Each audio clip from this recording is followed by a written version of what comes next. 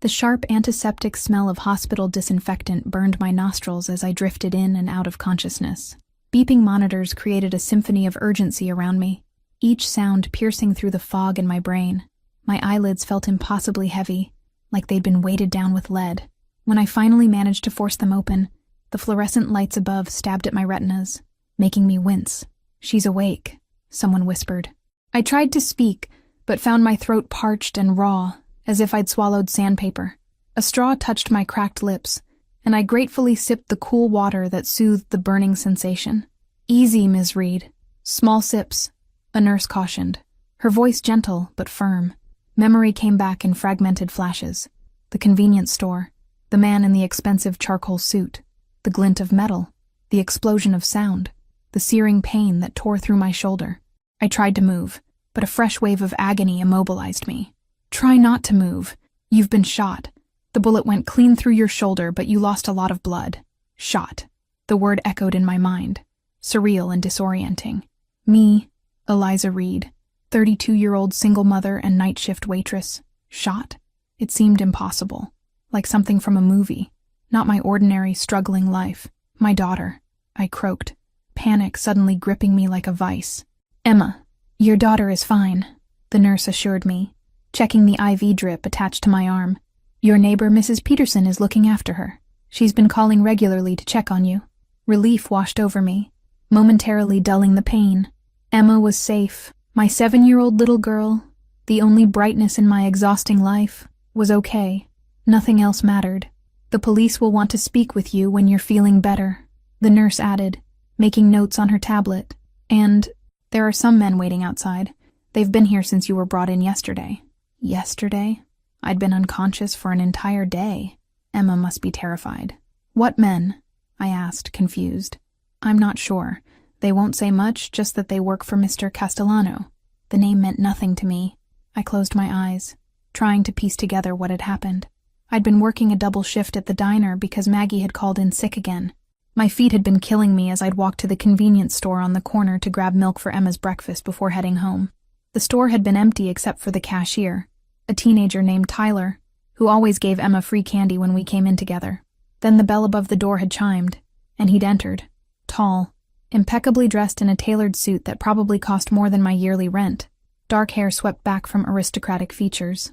Even exhausted as I'd been, I'd noticed how he moved with lethal grace, like a predator in human form. His eyes had swept over the store, cataloging everything with cold precision before landing on me. For a heartbeat, I'd felt stripped bare, like he could see every struggle, every vulnerability. I'd quickly looked away, unsettled by his intensity. Men like him didn't exist in my world of discount groceries and past due notices.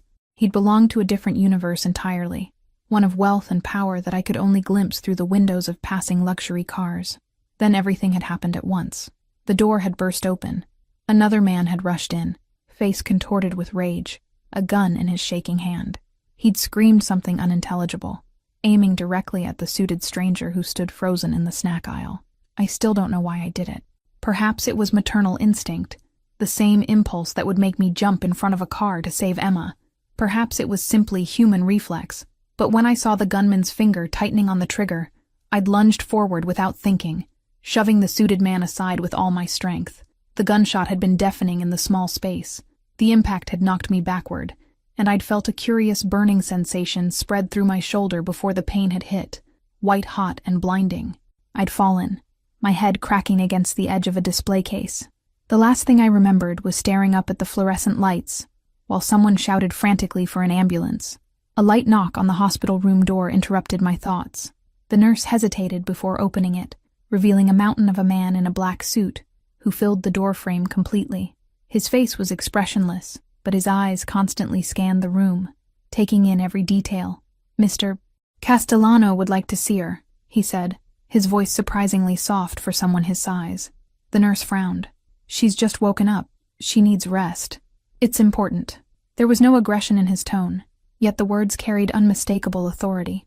Before the nurse could respond, a second man appeared behind the first. He was leaner but no less intimidating, with a scar running from the corner of his left eye down to his jawline.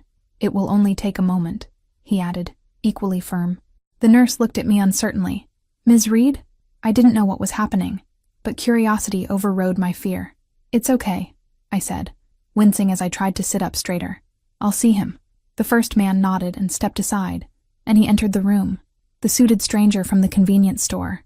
Except he looked different now, still impeccably dressed in what was clearly a fresh suit, but his composure seemed affected. His dark hair was slightly disheveled, as if he'd been running his hands through it repeatedly. There were shadows under his eyes suggesting he hadn't slept, and when his gaze locked with mine, I saw something unexpected. Relief. He dismissed the nurse with a slight nod, and she left reluctantly, shooting me a concerned look as she closed the door behind her. The two suited men remained outside, visible through the small window in the door. "Ms. Reed," he said, his voice low and melodic with the barest hint of an accent I couldn't place. "I'm Gabriel Castellano." He pulled a chair closer to my bed and sat down with fluid grace, never taking his eyes off me. Up close, I could see flecks of amber in his dark irises and smell the subtle, expensive cologne that seemed to cling to him. Something about his presence made the hospital room feel smaller, as if he absorbed all the oxygen. "How are you feeling?" he asked, studying me with unnerving intensity. "Like I've been shot," I replied, immediately regretting my sarcasm. This man radiated authority, and antagonizing him seemed unwise, though I couldn't explain why I felt that way. To my surprise, his lips curved into a slight smile. "Fair enough." He leaned forward, elbows on his knees. "Do you know who I am, Ms. Reed?" I shook my head. Should I? Something flickered in his expression. Surprise, perhaps even pleasure. "No," he said after a moment. "I suppose you shouldn't." He hesitated, then added, "But you should know that I'm the man whose life you saved." "I wouldn't go that far," I murmured, uncomfortable with his intensity. "I just reacted." "You took a bullet meant for me," he stated flatly. "That's not something I take lightly." There was something in his tone that made me uneasy, something beyond gratitude. I shifted slightly and winced as pain lanced through my shoulder. Gabriel's expression tightened. "Are they giving you enough for the pain?" "It's manageable," I lied. In truth, it felt like someone had driven a hot poker through my flesh, but I was used to enduring discomfort. Life as a single mother working 2 jobs had taught me to push through pain, exhaustion, and hunger. His eyes narrowed, as if he could sense my dishonesty. Without looking away from me, he pressed a button to call the nurse. When she appeared, he spoke without turning. "She needs more pain medication. Sir, we have a schedule for now." The single word wasn't loud, but it sliced through the air like a blade. The nurse hesitated, then nodded and disappeared. "You didn't have to do that," I said, unnerved by his command over a complete stranger. "I did." His tone brooked no argument. He studied me for a long moment before asking, "Why did you do it?" "Do what?" "Push me out of the way. Take a bullet for a stranger." His brow furrowed. "You have a child waiting at home. Why risk your life?" I blinked, surprised that he knew about Emma. "How did you—" "I make it my business to know things, Ms. Reed," he interrupted smoothly, "especially about people who interest me." A chill ran down my spine despite the warmth of the hospital room. I'd interested a man who had men in suits standing guard outside my door, a man who could make nurses jump with a single word. This couldn't be good. "So why?" he persisted, leaning closer. "Why save me?" I swallowed hard, trying to ignore how his proximity made my heart race. "I told you I just reacted. I saw someone in danger and I couldn't just watch." I looked down at my hands, pale against the starched hospital sheets. "Maybe it was stupid." "It was," he agreed, surprising me with his bluntness. "Brave, but incredibly stupid." The nurse returned with additional medication, adding it to my IV drip with a nervous glance at Gabriel. Almost immediately, a pleasant warmth began spreading through me, dulling the sharp edges of pain. "Better?" Gabriel asked, watching me closely. I nodded, feeling slightly lightheaded as the medication took effect. "Good." He straightened in his chair. "Now, Ms. Reed." "Eliza," I interrupted, emboldened by the painkillers. "If you know so much about me, you might as well use my name." A smile touched his lips again, this one reaching his eyes. "Eliza," he repeated, as if tasting the word. "I need you to understand something. The man who shot you wasn't a random criminal. He was sent to kill me.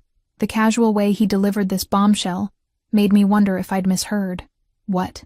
Why would someone want to—" "That's not important right now," he cut me off. "What matters is that you've unintentionally involved yourself in something dangerous. The man who shot you works for someone who won't be pleased that I'm still alive." Fear began to seep through the painkiller haze. Are you saying I'm in danger now? What about my daughter? That's exactly what I'm saying. His expression was grave. These people don't leave loose ends, and now you're a witness. My breath caught in my throat. Emma, I whispered, panic rising. I need to get to Emma. I tried to sit up, only to be gently but firmly pushed back by Gabriel's hand on my uninjured shoulder. His touch sent an unexpected jolt through me that had nothing to do with pain. Your daughter is safe, he assured me. I've had men watching your apartment and her school since yesterday. No one will get near her. The casual revelation that he had men watching my child should have terrified me, but instead, it provoked a confused mix of relief and indignation. You had no right. I had every right, he countered, his voice suddenly hard. You saved my life, Eliza. That creates a debt, and I always pay my debts. More importantly, your current situation is a direct result of your involvement with me. That makes your safety, and your daughter's, my responsibility. The medication was making it difficult to think clearly. This stranger was telling me that both Emma and I were in danger, because I'd pushed him out of the way of a bullet, and that he'd taken it upon himself to protect us. It was absurd, like something from a movie. Who are you? I asked, studying his perfect suit, the confident set of his shoulders, the way his presence filled the room. Really? Gabriel considered me for a long moment, as if weighing how much to reveal. I'm a businessman with certain enemies, he finally said, choosing his words carefully. Enemies who would have been very happy if that bullet had found its intended target. There was something he wasn't telling me, something important. Even through the medication fog, I could sense it. And now these enemies might come after me and my daughter? My voice cracked slightly. Emma was everything to me. The reason I worked double shifts. The reason I kept going when exhaustion threatened to overwhelm me. The thought of her in danger made me physically ill. They might, Gabriel acknowledged, which is why arrangements are being made. Arrangements? I echoed, not liking the sound of that. He leaned forward again, his eyes holding mine. You'll be moved to a private facility where you can recover safely. Your daughter will join you there. You'll both be protected until I resolve this situation. It wasn't a request or a suggestion. It was a statement of fact, delivered with absolute certainty that it would happen exactly as he described. No, I said, surprising myself with my firmness. I can't just disappear with Emma. I have a job. 2 jobs, actually. Bills to pay. Rent due next week. Emma has school. All taken care of, Gabriel interrupted smoothly. Your employers have been informed you've had a family emergency. Your bills are being handled. Emma's school has been told she'll be absent due to the same family emergency. I stared at him, speechless. The casual way he dismissed the scaffolding of my entire life was breathtaking in its arrogance. You can't just take over my life like this, I protested. Gabriel's expression softened slightly. I understand this is overwhelming, Eliza, but I need you to trust me when I say this is necessary. The men who want me dead aren't the type to show mercy to a single mother and her child. If they find you, they will kill you both without hesitation. The stark brutality of his words cut through the medication haze, leaving me cold with fear. How long? I whispered.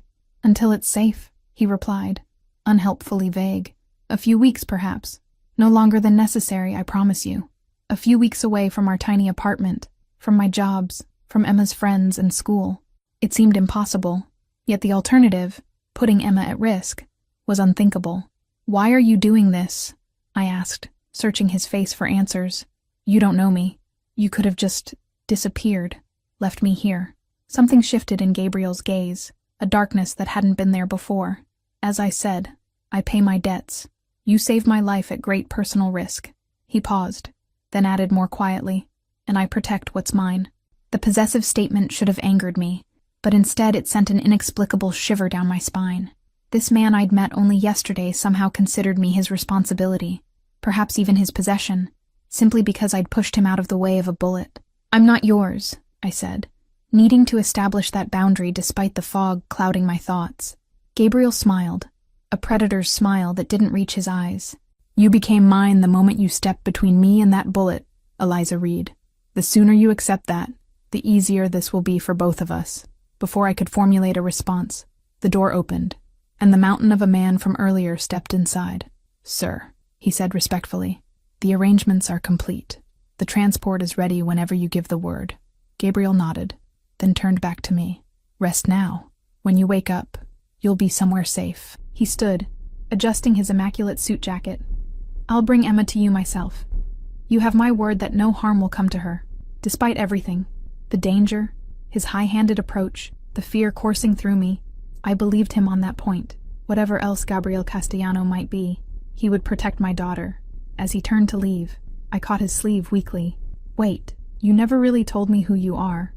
He looked down at my hand on his expensive suit, then back to my face, his expression unreadable.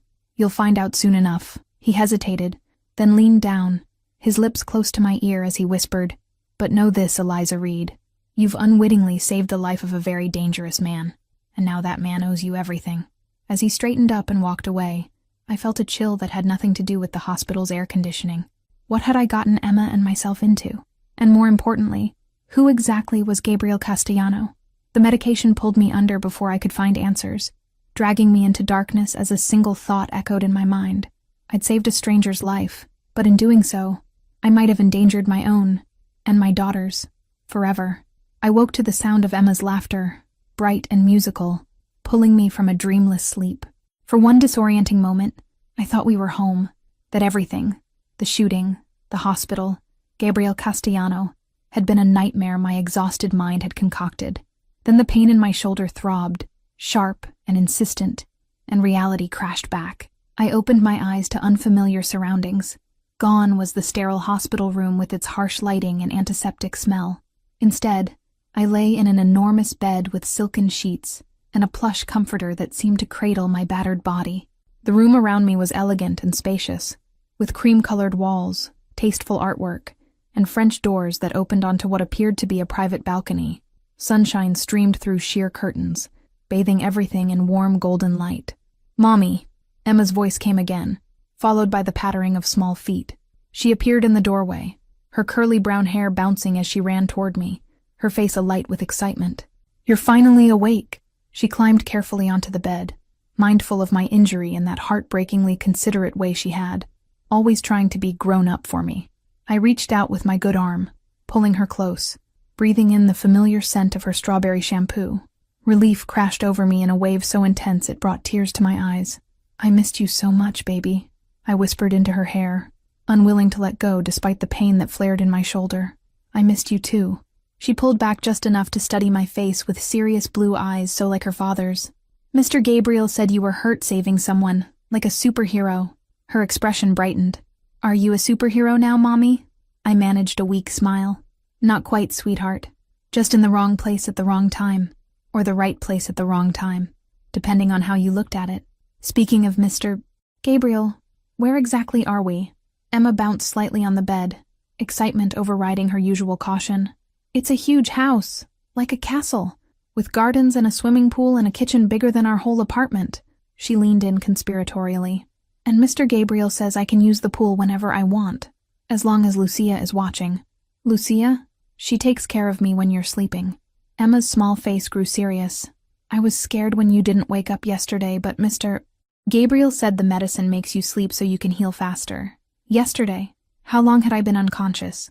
"Emma, how did we get here? What happened after the hospital?"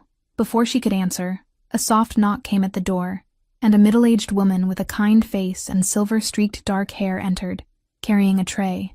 She wore simple but expensive-looking black slacks and a cream blouse, with a silver pendant at her throat. "Ah, you're awake, Ms. Reed. Excellent." Her accent was similar to Gabriel's, subtle but present. Mediterranean, perhaps? "Emma, what did I say about letting your mother rest?"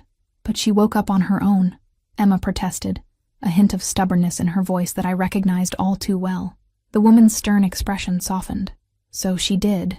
Still, it's time for your lesson with Dr. Harlow." When Emma's face fell, she added, "And perhaps afterward, if your mother is feeling up to it, you can show her the gardens." Emma brightened immediately. "Can I, Mommy? The gardens are so pretty with fountains and everything." I nodded, still trying to process the situation. "Of course, sweetheart. I'd love that." With a squeal of delight, Emma hugged me gently, then slid off the bed. "I'll be super good for Dr. Harlow so we can finish early." She darted out of the room with the boundless energy of childhood. "Dr. Harlow?" I asked, once she'd gone. "A tutor," the woman explained, setting the tray down on a nearby table. Mr. Castellano arranged for Emma's schooling to continue during your stay. She moved efficiently around the room, adjusting curtains and checking the pitcher of water on the nightstand. I'm Lucia Moretti, the housekeeper. I've been looking after your daughter since you arrived. How long has it been? I asked, struggling to sit up. Since the hospital? Lucia moved to help me, placing pillows behind my back with practiced ease. 3 days. The doctor gave you sedatives to help with the pain during transport. You've been drifting in and out of consciousness since then. She poured a glass of water from the pitcher. Emma has been very brave, though naturally concerned for her mother. I accepted the water gratefully, taking small sips as I tried to make sense of everything. Where exactly are we, Ms. Moretti? Please, call me Lucia. She smiled, the expression warming her serious face. You're at Mr. Castellano's estate outside the city. It's very private, very secure. She gestured to the tray she'd brought. I've prepared a light breakfast. You need to rebuild your strength. The tray held a bowl of fresh fruit, yogurt, toast, and a pot of what smelled like excellent coffee. My stomach growled audibly, reminding me how long it had been since I'd eaten. Thank you, I said sincerely, for the food and for looking after Emma. Lucia's expression softened. Emma is a delightful child, very well-mannered. You've done an excellent job with her, especially, she trailed off, seemingly uncomfortable. Especially as a single mother? I finished for her, used to that particular awkward pause. She inclined her head slightly. I meant no offense. None taken. It's just reality. I reached for a piece of toast, suddenly ravenous. Is Mr. Castellano here? I'd like to speak with him. He's attending to business in the city today, but will return this evening. Lucia moved toward the door. He asked to be informed immediately when you were properly awake. I'll let him know. After she left, I ate slowly, savoring the simple but perfectly prepared food while I took stock of my situation. I'd been moved from the hospital to what was apparently Gabriel Castellano's private estate while unconscious. Emma had been brought here as well, and seemed to be thriving, excited even about our new surroundings. A private tutor had been arranged for her education. A housekeeper was caring for her needs. All of this organized and paid for by a man I'd met only once. A man who'd said I was his because I'd pushed him out of the way of a bullet. A man who, according to his own words, had dangerous enemies who wouldn't hesitate to kill me and my daughter. After finishing most of the food, I carefully swung my legs over the side of the bed, testing my strength. I wore silk pajamas I'd definitely never seen before, the fabric sliding coolly against my skin as I moved. My injured shoulder was bandaged professionally, the pain present but manageable. Someone had bathed me while I was unconscious, a thought that made me uncomfortably vulnerable. I made my way to the ensuite bathroom, which was larger than my entire bedroom at home, all marble and glass with a shower that could have fit 3 people, and a soaking tub beneath a window overlooking manicured gardens. Again, I was struck by the surreal contrast to my normal life of cramped spaces, secondhand furniture, and constant financial anxiety. After using the facilities, I found a robe hanging on the bathroom door and slipped it on over the pajamas, needing the extra layer of coverage despite the warmth of the day. I felt exposed enough already, plucked from my life and placed in this gilded cage without my consent, even if it had supposedly been for my protection. The French doors leading to the balcony tempted me. Needing fresh air and a better sense of where exactly we were, I made my way across the room and pulled them open. The scent of roses and freshly cut grass greeted me as I stepped outside. The balcony overlooked extensive gardens that stretched toward a line of trees in the distance. Perfectly manicured lawns, flowering shrubs, stone pathways, and multiple fountains created a scene of almost unreal beauty. Beyond the gardens, I could see nothing but trees in all directions. No neighboring properties, no roads, nothing to indicate proximity to civilization. We were completely isolated. Movement below caught my eye. 2 men in dark suits walked a perimeter path along a high stone wall that appeared to surround the entire property. Even from a distance, I could see the telltale bulge of shoulder holsters beneath their jackets. Not gardeners, then. Security, or guards, depending on how you looked at it. The enormity of my situation finally hit me fully. I was recovering from a gunshot wound in the secluded estate of a man I barely knew, a man with armed security and enemies willing to kill, a man who had effectively taken control of both my life and my daughter's with breathtaking efficiency and without any real permission from me. I gripped the balcony railing, suddenly dizzy. You shouldn't be out of bed yet. The deep voice startled me so badly I nearly lost my balance. I turned to find Gabriel Castellano standing in the doorway to the bedroom, watching me with an unreadable expression.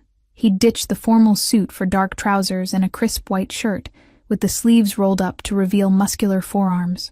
The more casual attire did nothing to diminish his aura of controlled power. "Lucia said you'd gone to the city," I managed, hating how breathless I sounded. "I returned when she informed me you were awake." He crossed to join me on the balcony, moving with that same predatory grace I'd noticed in the convenience store. "How are you feeling?" "Confused," I answered honestly. "Overwhelmed. A little angry, to be frank." His eyebrow arched slightly. "Angry? You kidnapped me and my daughter." A flash of genuine surprise crossed his face. "I arranged for your protection, without my consent, while I was unconscious." I turned back to the view, unable to maintain eye contact with his intense gaze. "That's kidnapping where I come from." Gabriel was silent for a moment. Then, unexpectedly, he chuckled. "You're either very brave or very foolish to speak to me like that, Eliza Reed." "Probably a bit of both," I admitted. "But being shot tends to put things in perspective." He moved to stand beside me at the railing, close enough that I could feel the heat radiating from his body. "I had two choices after you took that bullet. I could leave you in that public hospital, unprotected and exposed to the men who want me dead, or I could bring you somewhere safe, somewhere I could ensure no harm would come to you or your daughter." His voice hardened slightly. "It wasn't a difficult decision. Put like that, it was hard to maintain my indignation. Still, I couldn't quite let it go. You could have asked. You were unconscious. You could have waited until I wasn't. Every hour you remained in that hospital increased the risk." He turned to face me fully. "I don't leave things I value vulnerable, Eliza." There it was again, that possessive tone that should have offended me, but instead sent a complicated shiver down my spine. I changed the subject. "Emma seems to be adjusting well." His expression softened at the mention of my daughter. "She's a remarkable child. Intelligent, curious, resilient. She takes after her father that way," I said without thinking, then immediately regretted the words.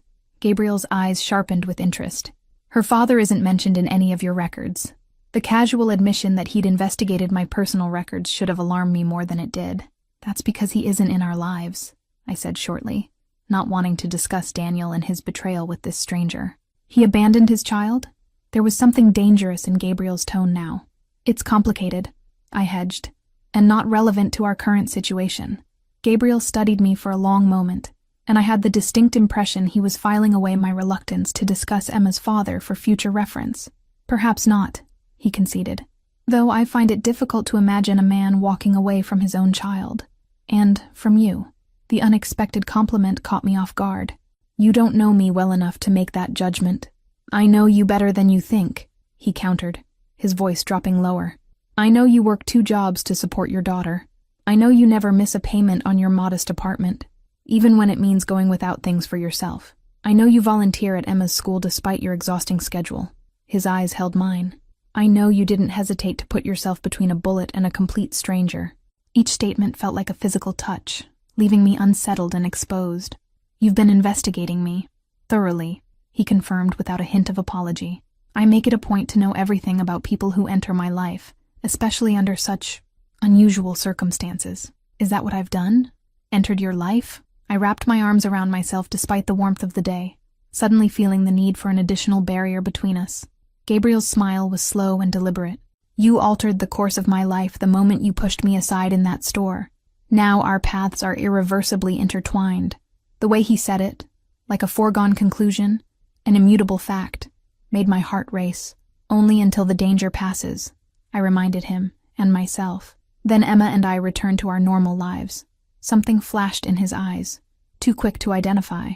"Of course," he agreed smoothly, "though I suspect your definition of normal may shift after this experience." Before I could ask what he meant, a wave of dizziness hit me, making me sway slightly. Gabriel's hand shot out to steady me, his fingers wrapping firmly around my uninjured arm. The contact sent an electric current through me that had nothing to do with my physical weakness. "You've overexerted yourself," he said, frowning. "You should be resting." "I'm fine," I protested weakly, though in truth, my legs felt increasingly unsteady beneath me. Gabriel made a dismissive sound. Then before I could react, he swept me into his arms with insulting ease, careful of my injured shoulder. I gasped at the sudden proximity to him, at the strength in the arms that held me as if I weighed nothing. "Put me down," I demanded, though it came out embarrassingly breathy. "I can walk." "Clearly you can't," he replied dryly, carrying me back into the bedroom and placing me gently on the bed. "The doctor warned that you'd be weak for several days. You lost a considerable amount of blood." I sank into the pillows, hating how good it felt to be horizontal again. "Speaking of doctors, I'm guessing the one who's been treating me isn't exactly hospital staff. Dr. Reeves is my personal physician." Gabriel straightened, adjusting his shirt cuffs. "He's one of the best trauma surgeons on the East Coast. You're fortunate to have him overseeing your recovery." Of course, Gabriel Castellano would have a personal physician on call. I was beginning to suspect that businessman was a significant understatement of his occupation and influence. "When can I see Emma again?" I asked, changing the subject. "She'll be finished with her lessons soon. I'll have Lucia bring her up." He moved toward the door. "In the meantime, rest. We'll talk more over dinner." "Dinner?" He paused, glancing back. "Yes, I'd like you to join me, assuming you feel well enough. We have matters to discuss." The way he phrased it, not an invitation but a statement, rubbed against my already frayed nerves. "And if I don't feel well enough?" Gabriel's smile didn't reach his eyes. "Then we'll postpone until tomorrow. But the conversation needs to happen, Eliza. There are things you need to understand about your situation." A chill ran through me at his tone. "What things?" "Later," he said firmly. "After you've rested and spent some time with your daughter." He left before I could press further, closing the door quietly behind him.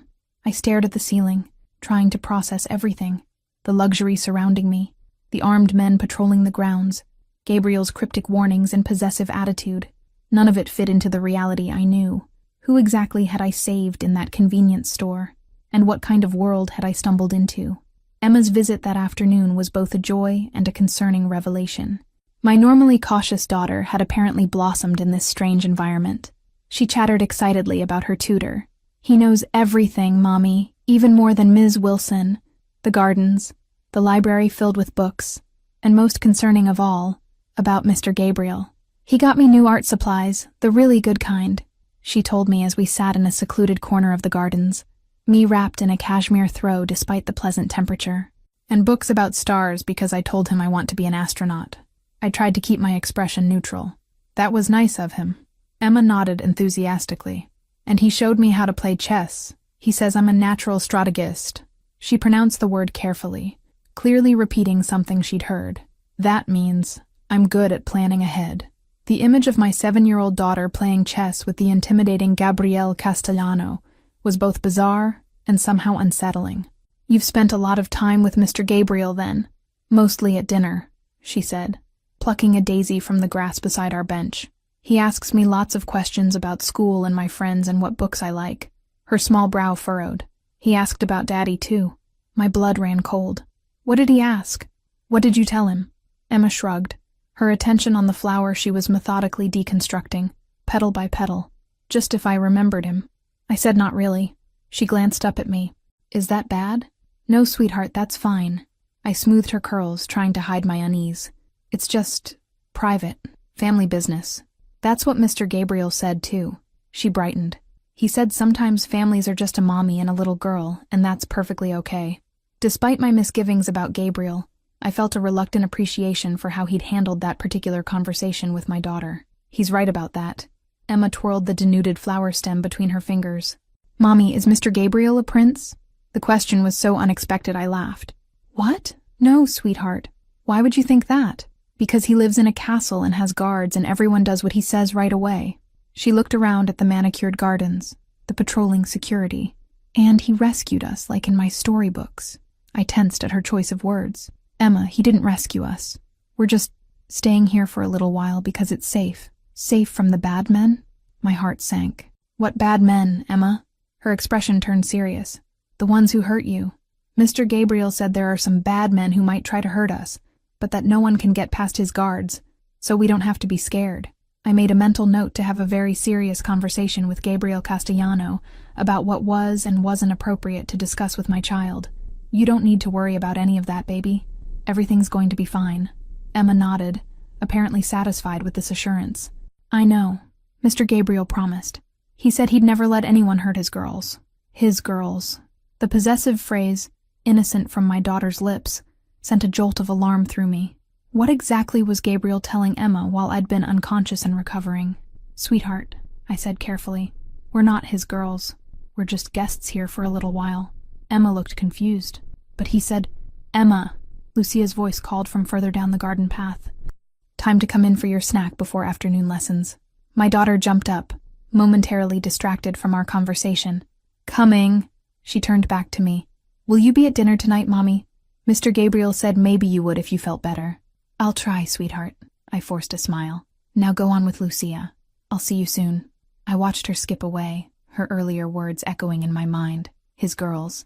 The phrase lodged in my chest like a splinter, impossible to ignore. I'd gone from being a fiercely independent single mother, working 2 jobs to provide for my daughter, to being considered the possession of a man who seemed to command a small army of security personnel. A man who had moved us into his home, arranged for my medical care, my daughter's education, who was apparently forming a bond with Emma while I'd been incapacitated. A man who had enemies willing to kill to get to him. And tonight, apparently, I would be having dinner with him to discuss my situation. I pulled the cashmere throw tighter around my shoulders, suddenly chilled despite the afternoon sunshine. Whatever Gabriel Castellano wanted to tell me, I had a feeling it would change everything. Again. Lucia arrived at my room that evening with a selection of dresses laid across her arms. "Mr. Castellano thought you might want something suitable for dinner," she explained, carefully laying them out on the bed. I stared at the elegant garments, a simple black sheath dress, a deep blue wrap dress, and an emerald green silk that looked like it cost more than my monthly rent. "These aren't mine." "No," Lucia agreed, smoothing an invisible wrinkle from the blue dress. "They were purchased for you, along with the items in the closet." She nodded toward a door I hadn't yet opened. I crossed the room and pulled it open to find a walk-in closet filled with clothing, casual wear, formal attire, sleepwear, shoes, even undergarments still with tags attached, all in my size. When I began, then stopped, remembering I'd been unconscious for 3 days. How did he know my size? Lucia's expression remained professionally neutral. "Mr. Castellano is thorough." That seemed to be the explanation for everything. Mr. Castellano was thorough. Mr. Castellano arranged everything. Mr. Castellano knew best. It was beginning to grate on my already frayed nerves. "I'm not wearing any of this," I decided, closing the closet door firmly. "I'll wear what I came in with. Your clothing was damaged, Ms. Reed, from the shooting." Lucia's voice softened slightly. There was a considerable amount of blood. Of course there was. I'd been shot. My favorite blue blouse probably looked like a crime scene exhibit now. I sighed, defeated. "Fine. The blue one, I guess." Lucia nodded approvingly. "An excellent choice. Would you like assistance preparing? With your injury, bathing might be difficult." The thought of needing help to bathe, like an invalid or a child, made me bristle. "I can manage. As you wish." She laid out the blue dress on the bed along with matching underwear, then moved to the bathroom to start the shower. "I'll leave you to it then. Dinner will be served at 7 in the small dining room. I'll come to escort you." After she left, I sat on the edge of the bed, staring at the dress. The fact that Gabriel Castellano had arranged for an entire wardrobe to be purchased for me in exactly my size felt like yet another boundary crossed, another aspect of my life he'd taken control of without permission. Yet what choice did I have? I couldn't very well go to dinner in the silk pajamas I'd been wearing since I woke. The shower proved more challenging than I'd anticipated. My injured shoulder protested at every movement, and washing my hair one-handed was nearly impossible. By the time I emerged, I was exhausted and irritable, my shoulder throbbing despite the pain medication Dr. Reeves had prescribed. Dressing was equally difficult. The wrap dress, while easier than most styles, still required dexterity I currently lacked.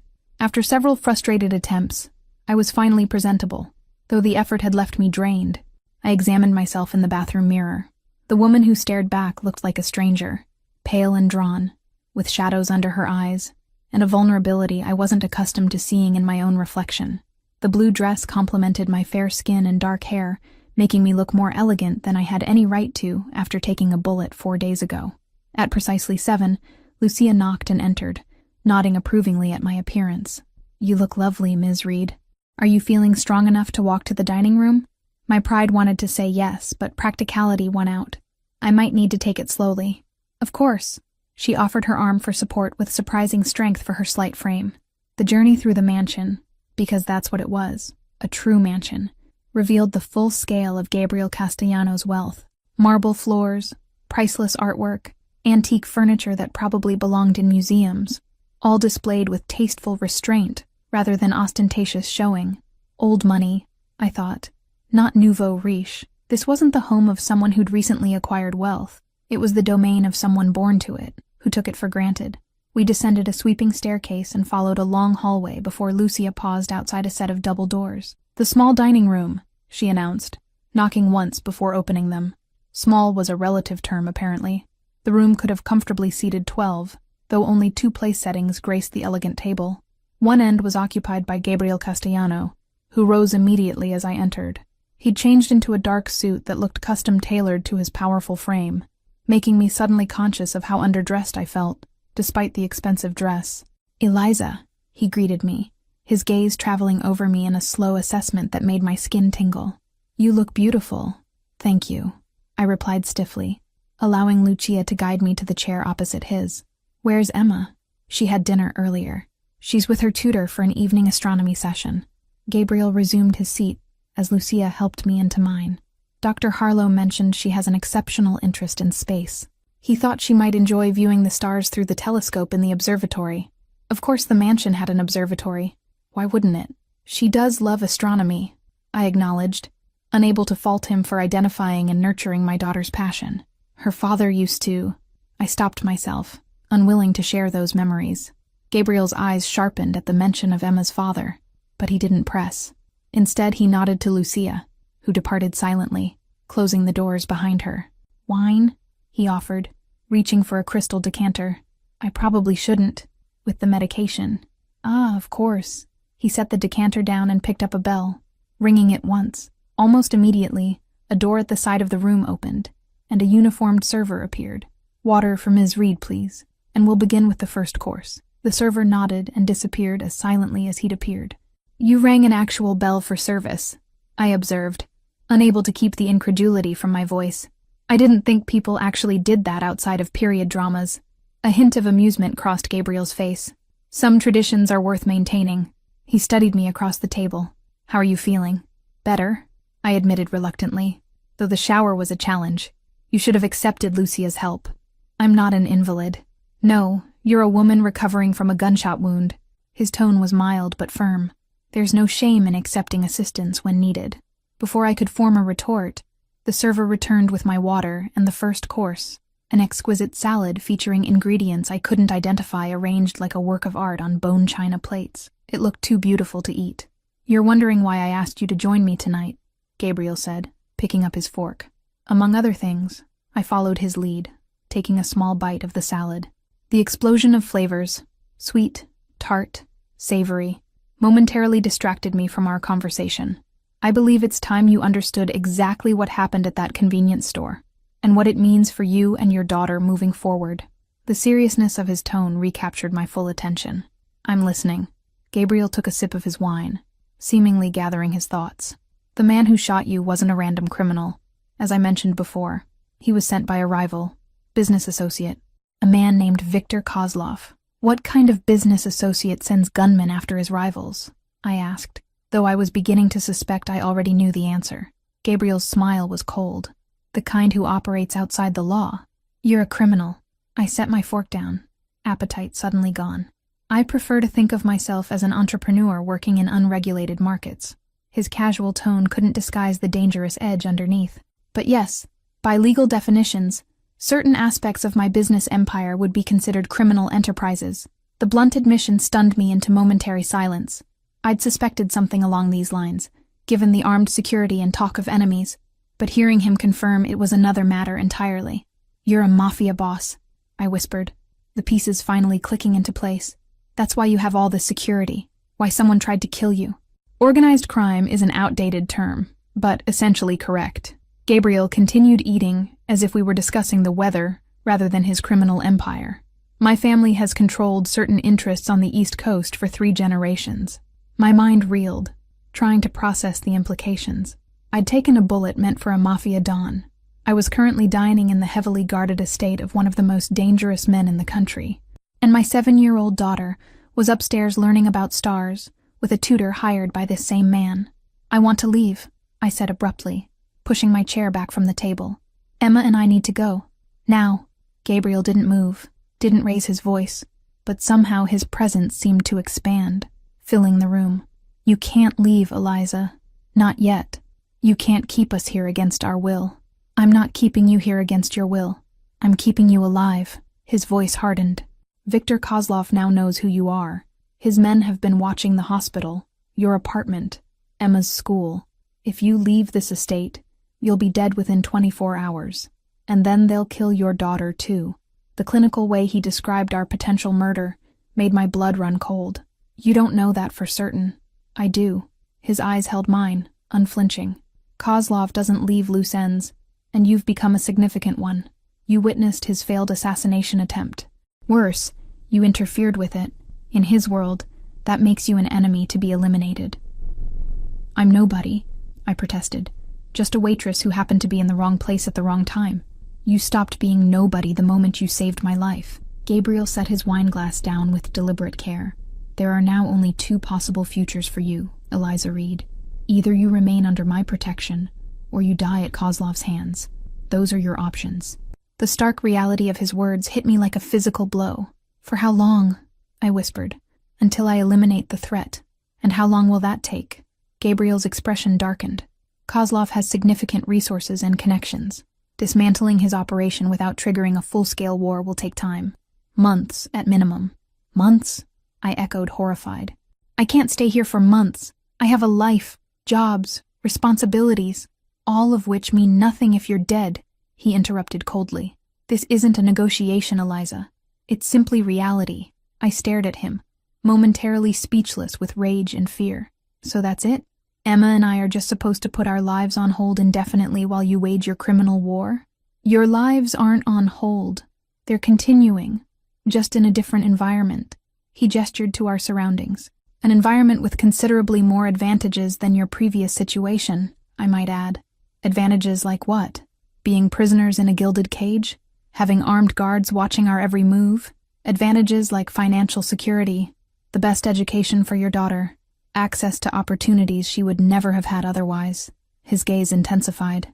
You've been working yourself to exhaustion for years, Eliza, barely keeping your head above water. Here you can finally rest. Heal. Focus on Emma rather than on survival. His words hit uncomfortably close to home. I had been exhausted, stretched to my breaking point trying to provide for Emma while keeping us afloat. The past few days, despite the pain and confusion, had been the first time in years I hadn't had to worry about bills, rent, or whether I could afford new shoes for Emma's growing feet. But at what cost? What happens when it's over? I asked, my voice barely audible. If you eliminate the threat, what then? Something flickered in Gabriel's eyes, too quick to identify. Then, you'll be free to make your choice. What choice? Whether to return to your previous life, or to accept a new one. He reached across the table, his fingers brushing mine in a touch so light, I could almost believe I'd imagined it. But that's a conversation for another time. For now, all that matters is keeping you and Emma safe. The server returned with the second course, breaking the moment of tension between us. I withdrew my hand, unsettled by the brief contact and everything it implied. You're upset, Gabriel observed after the server had departed again. Wouldn't you be? I countered. I've just learned I'm essentially a prisoner because I had the misfortune of saving the life of a criminal kingpin. His jaw tightened at my words. Your characterization is unfair. You're not a prisoner.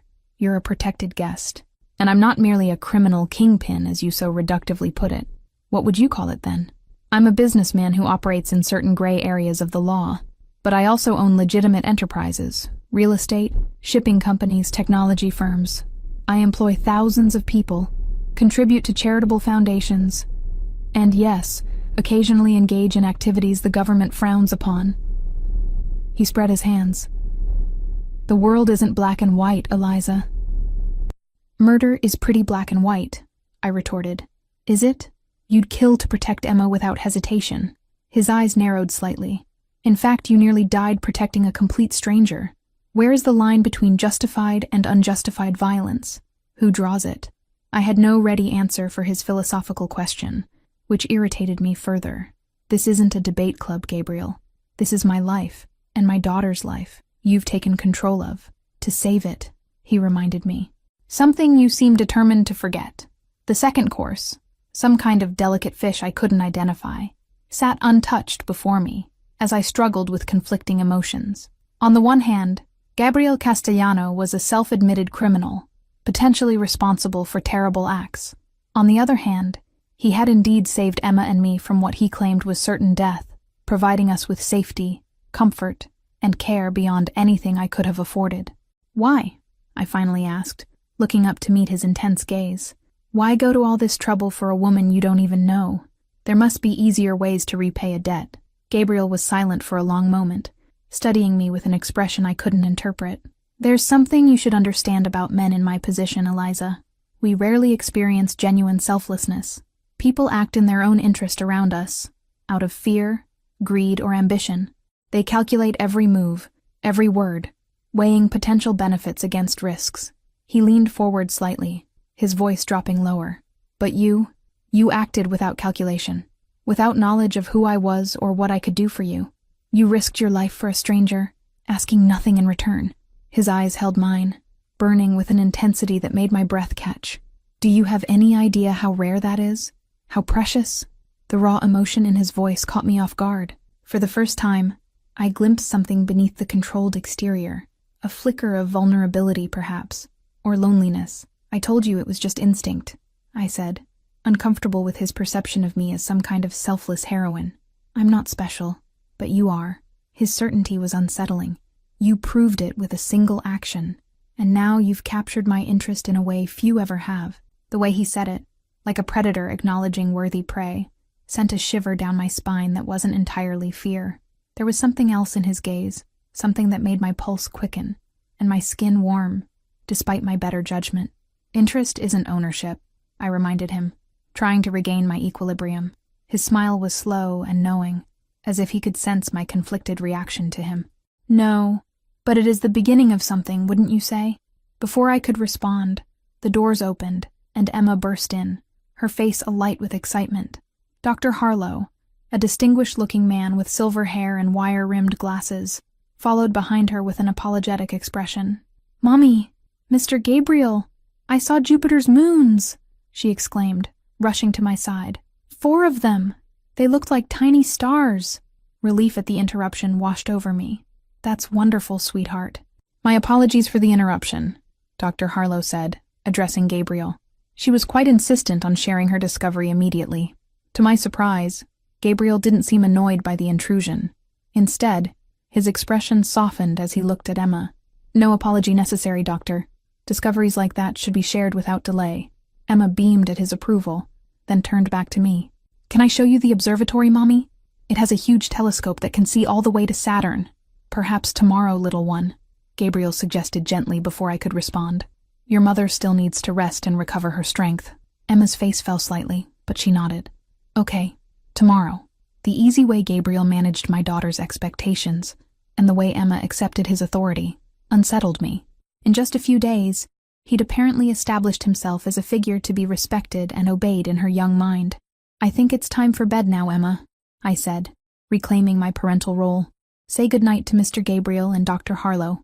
Emma dutifully wished them both good night, then surprised me by approaching Gabriel and offering her small hand with solemn formality. He took it gravely, shaking it as if they were concluding a business deal. Thank you for showing me the stars, she said. It was my pleasure. His smile transformed his face, softening the hard edges and making him momentarily approachable. Perhaps next time we can look for the constellations your father taught you about. I froze at the casual mention, a chill running through me. I'd never told Gabriel that Daniel had been the one to introduce Emma to astronomy, which meant Emma had shared that particular detail with him during one of their conversations. How much else had my daughter innocently revealed about our past? I forced a smile. Lucia, could you please take Emma to her room? I'll be up shortly to tuck her in. After they departed, I turned to Gabriel, unable to hide my displeasure. You've been questioning my daughter about her father. His expression remained impassive. She mentioned him unprompted. I merely listened. I don't want you discussing him with her. Why? Because he abandoned you both? Because he stole from you before he left? Shock rendered me momentarily speechless. I hadn't told anyone the full story of Daniel's betrayal. Not my friends, not my family, certainly not Gabriel Castellano. How did you— As I said, I'm thorough. His tone was matter-of-fact, unapologetic. Daniel Barrett, software developer. Left when Emma was 2. Emptied your joint savings account before disappearing. Currently living in Seattle with his new wife and their infant son. Each detail felt like a physical blow. I hadn't known Daniel had remarried, had another child. I'd deliberately avoided seeking information about him after he left, focusing instead on rebuilding our shattered lives. You had no right, I whispered, hands trembling with anger. I have every right to know about the man who abandoned my— He stopped abruptly, then amended, to know about Emma's father. The slip was revealing. My daughter. He'd been about to say my daughter, as if he had some claim to her. The possessiveness I'd sensed earlier wasn't just directed at me, it extended to Emma as well. I'd like to return to my room now, I said, standing despite the pain that lanced through my shoulder at the sudden movement. I need to say goodnight to my daughter. Gabriel rose as well, his expression unreadable once more. Of course. We can continue our conversation another time. I think we've said all that needs to be said. I moved toward the door, determined to maintain what little independence I had left. Not quite. His voice stopped me before I reached the exit. There's the matter of your recovery, your financial situation, and Emma's future education to discuss. I turned back, frowning. What about them? Your injury will take weeks to heal completely. During that time, you'll need physical therapy, proper nutrition, rest, all of which will be provided here. His tone made it clear this wasn't open for discussion. As for your financial concerns, I've taken the liberty of settling your outstanding debts and arranging for your apartment to be maintained in your absence. You did what? I stared at him, incredulous. It seemed the most practical solution. He spoke as if paying off a stranger's debts was a perfectly normal thing to do. Additionally, I've established a trust fund for Emma's education. Whatever path she chooses, college, graduate studies, technical training, the resources will be available to her. My head spun with the implications. In a few sentences, he'd eliminated the financial burdens that had weighed on me for years and secured my daughter's future in a way I never could have managed on my own. Why? I asked again, genuinely bewildered by his generosity. Gabriel approached slowly, stopping close enough that I had to tilt my head back to maintain eye contact. Because I can. Because it pleases me to do so. His voice lowered. And because you and Emma are now under my protection in every sense of the word. I take care of what's mine, Eliza. We're not yours, I insisted, though the words lacked conviction even to my own ears. His smile was knowing. Aren't you? You live in my home. You wear clothes I provided. Your daughter learns from tutors I hired. Your debts have been settled with my money. Your future security depends on my protection. He reached out, his fingers lightly tracing the curve of my jaw in a touch so gentle it was barely perceptible. If not mine, then whose are you? I had no answer that didn't sound hollow. The truth was, Gabriel Castellano had systematically inserted himself into every aspect of our lives with a thoroughness that left no room for denial. In just a few days, he'd made himself indispensable to our survival and comfort, and some traitorous part of me didn't entirely hate it. I need to say goodnight to Emma, I repeated, stepping back from his touch. He allowed me to retreat, but his eyes told me he was merely granting a temporary reprieve. We'll speak again tomorrow. Rest well, Eliza. As I made my way upstairs to Emma's room, I couldn't shake the feeling that I was balanced on a precipice, about to fall into something I couldn't control or escape. Gabriel Castellano had saved us from a threat he claimed would have killed us, only to ensnare us in a different kind of danger, one more seductive and perhaps even more inescapable. Because despite everything, his criminal activities, his high-handedness, his unsettling possessiveness, I couldn't deny the pull I felt toward him, the way my skin tingled when he was near, the way my heart raced when his eyes met mine. I was attracted to the very man who'd upended our lives, and that realization terrified me more than any external threat ever could.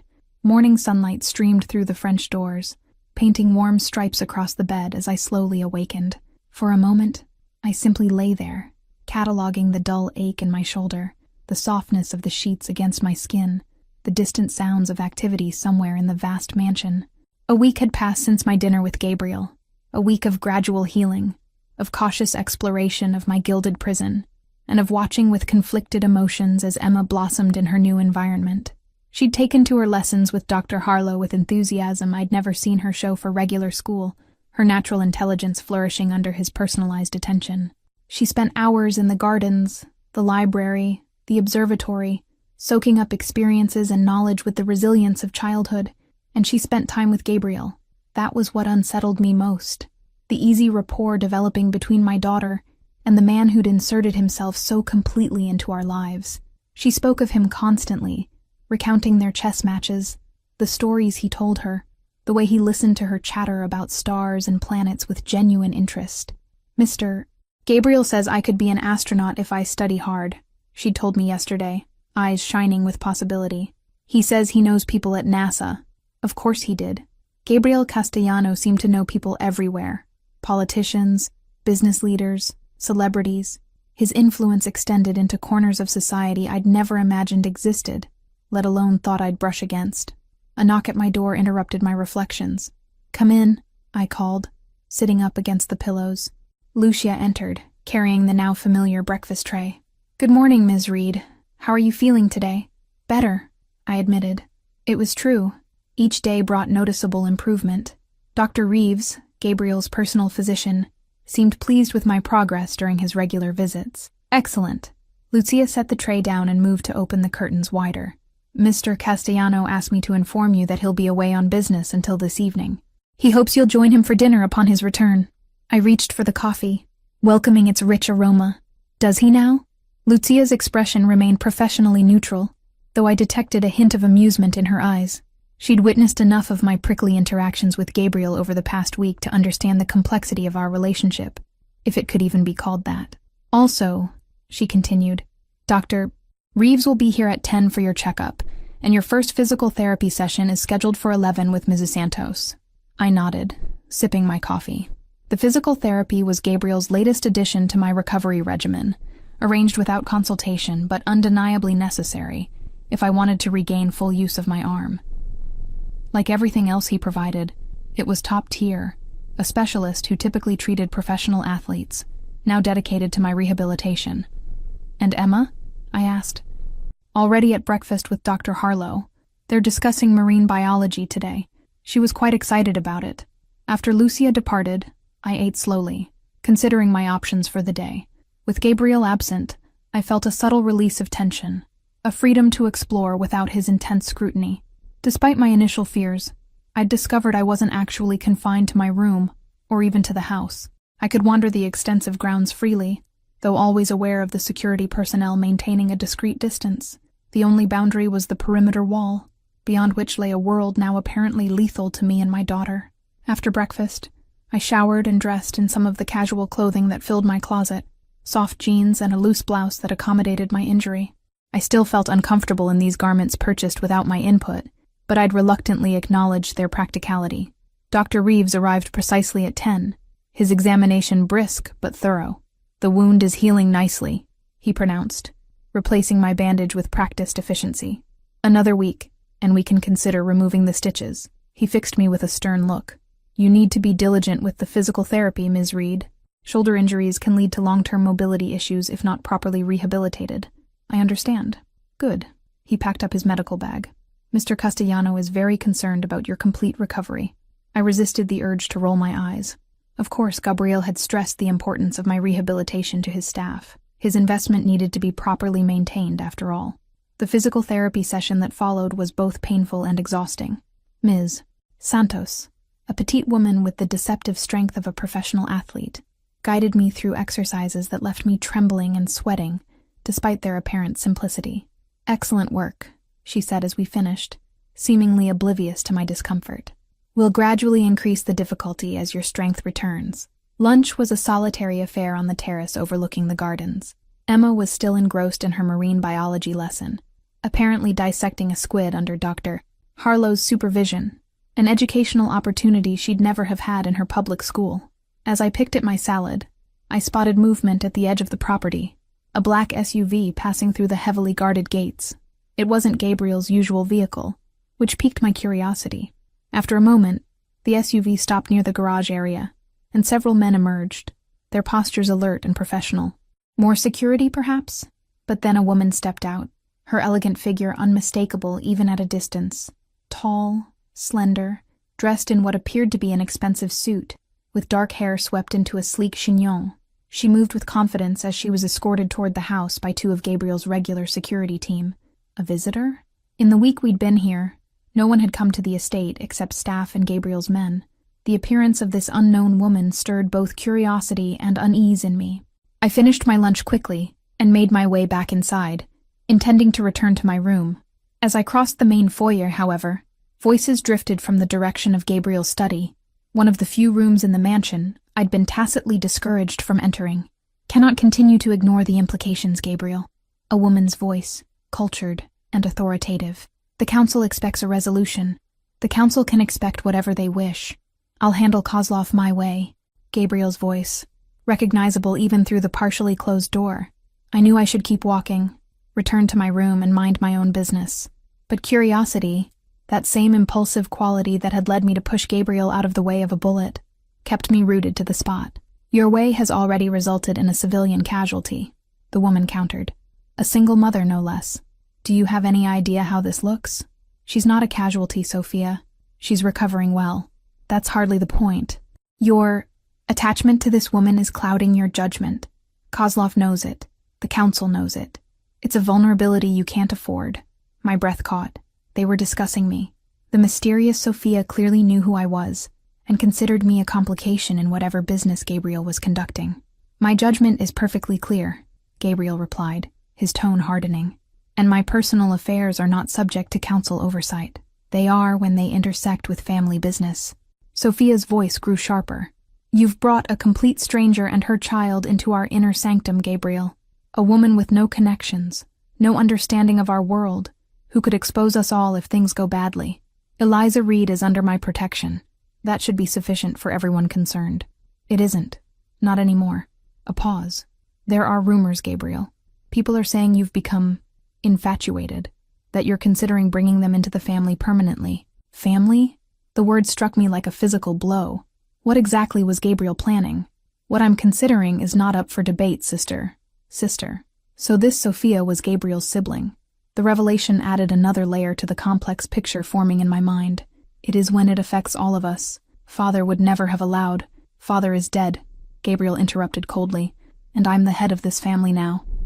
I decide what is allowed. The tension in his voice was palpable even through the door. I took an involuntary step backward, bumping into a side table and sending a small decorative bowl clattering to the marble floor. Silence fell instantly inside the study. Then footsteps approached the door, which swung open to reveal Gabriel, his expression shifting from irritation to surprise as he saw me standing there. Eliza, he said, recovering quickly. I thought you were resting. I was just heading back to my room, I replied, heat rising to my cheeks at being caught eavesdropping. I'm sorry about the bowl. I bent to retrieve it, wincing as my shoulder protested. Leave it, Gabriel ordered, then softened his tone. The staff will take care of it. Behind him, a striking woman appeared in the doorway. Up close, Sofia Castellano was even more intimidating, tall and elegant, with the same dark eyes as her brother, but a colder, more calculating gaze. She assessed me with clinical detachment, taking in my casual clothes, my bandaged shoulder, my evident discomfort. So this is her, she said, not bothering to hide her disapproval, the waitress who's caused such a stir. The dismissive tone stung more than it should have. I straightened, meeting her gaze directly. And you must be the sister who's so concerned about the family reputation. Sophia's eyebrows rose slightly, surprise flickering across her perfect features. She has spirit, at least, she commented to Gabriel, though perhaps not enough sense to know when she's out of her depth. Sophia, Gabriel warned, his voice dropping dangerously. His sister ignored him, stepping forward to circle me slowly, her heels clicking on the marble floor. Tell me, Ms. Reed, do you have any idea what you've stumbled into? Any concept of the world you're now peripheral to? Enough to know it's dangerous, I replied, refusing to be intimidated despite the anxiety coiling in my stomach, and that your brother believes my daughter and I would be killed if we left this estate. Sophia's laugh was devoid of humor. On that point, at least, we agree. Viktor Kozlov is not known for his mercy. She stopped directly in front of me. The question is whether the protection my brother offers is worth the price you'll eventually have to pay. Enough, Sophia, Gabriel said sharply, moving to stand between us. You've made your concerns clear. Now leave us. For a moment I thought she might refuse. The siblings stared at each other, some unspoken communication passing between them, before Sophia finally inclined her head in a gesture that wasn't quite submission. We'll continue our discussion later, she said to Gabriel, then turned back to me. It was illuminating to meet you, Ms. Reed. I suspect we'll be seeing more of each other, whether I approve or not. After she'd departed, escorted by one of Gabriel's men, an uncomfortable silence descended. I was acutely aware of having overheard a private conversation, of having gained insights into Gabriel's world that he might not have willingly shared. I apologize for my sister, he finally said, guiding me toward a nearby sitting room rather than back to his study. Sophia can be protective of family interests. She doesn't approve of me being here, I stated the obvious as I sank onto a velvet sofa, suddenly exhausted by the confrontation. Sophia rarely approves of anything I do. It's the nature of our relationship. Gabriel poured 2 glasses of water from a crystal decanter, handing one to me before taking a seat opposite. She's concerned that my focus is divided. Is it? His eyes met mine, dark and intent. Yes, it is. The admission hung between us, fraught with implications neither of us seemed ready to address directly. What did she mean about the council? I asked, changing the subject slightly. Gabriel's expression closed off fractionally.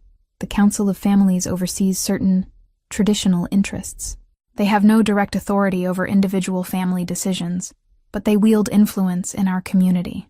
And they disapprove of me too? They're concerned about the potential complications you represent. He leaned forward, elbows on his knees. But their concerns, like Sophia's, are irrelevant to me. Because I saved your life? That was the beginning, he acknowledged. But it's become more than that now.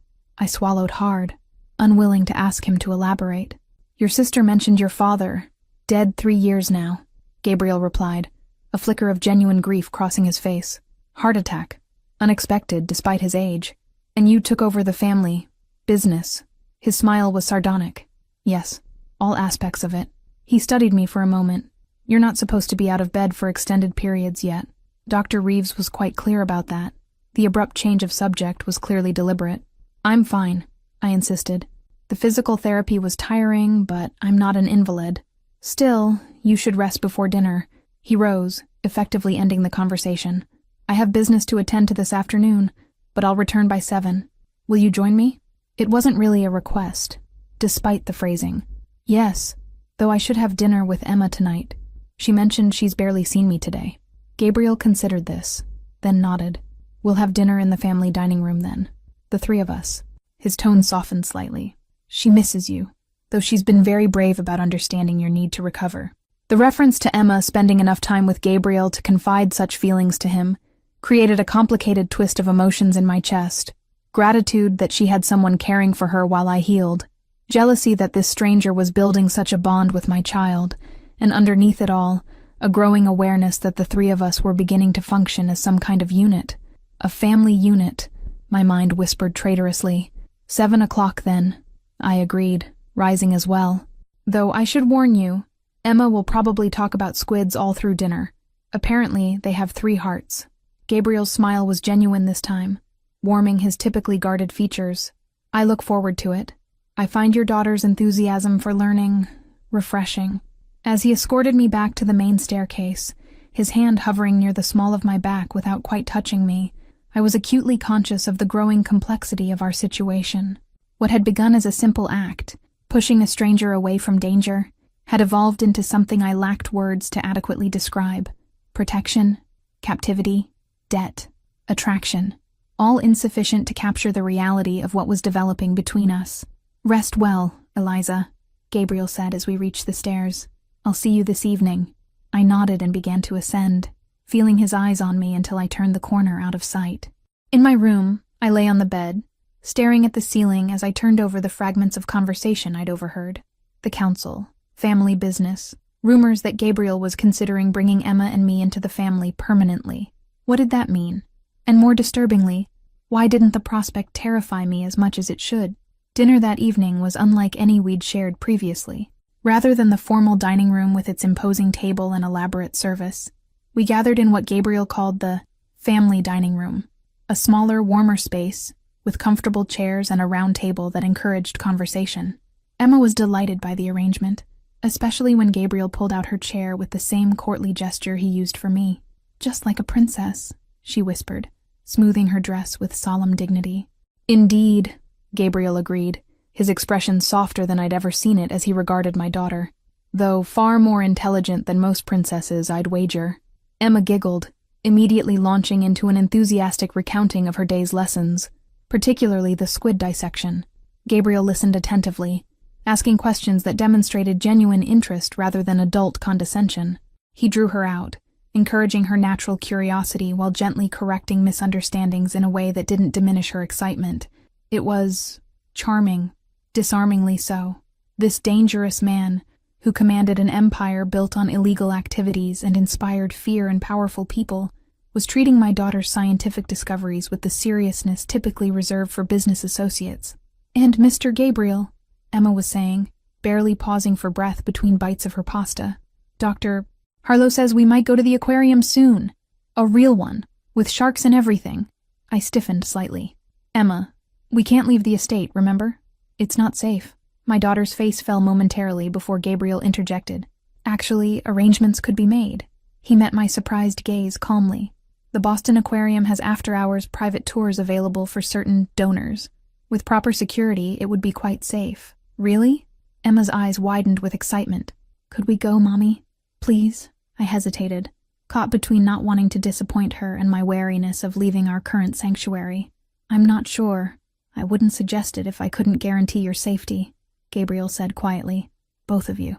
There was something in his expression, a determination, perhaps even a need to provide this experience for Emma, that made it difficult to refuse. "We'll see," I temporized. "Let's talk about it after dinner." Emma accepted this diplomatic answer with minimal disappointment, especially when dessert arrived, elaborate chocolate creations that had her wide-eyed with delight. "May I be excused to get my astronomy book?" she asked after finishing her dessert. "I want to show Mr. Gabriel the new constellations I learned today." I glanced at Gabriel, who nodded almost imperceptibly. "Of course, sweetheart, but don't be too long. It's nearly bedtime." After she'd darted away, a comfortable silence settled between us. Gabriel sipped his wine, watching me over the rim of his glass. "You've raised an exceptional child," he finally said. "Thank you." I toyed with my water glass, oddly nervous now that we were alone. "She seems comfortable here, with you." "Children are remarkably adaptable and insightful." He set his glass down carefully.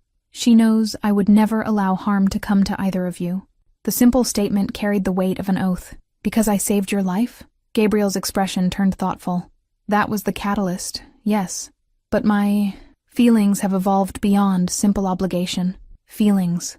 The word hung in the air between us, fraught with implication.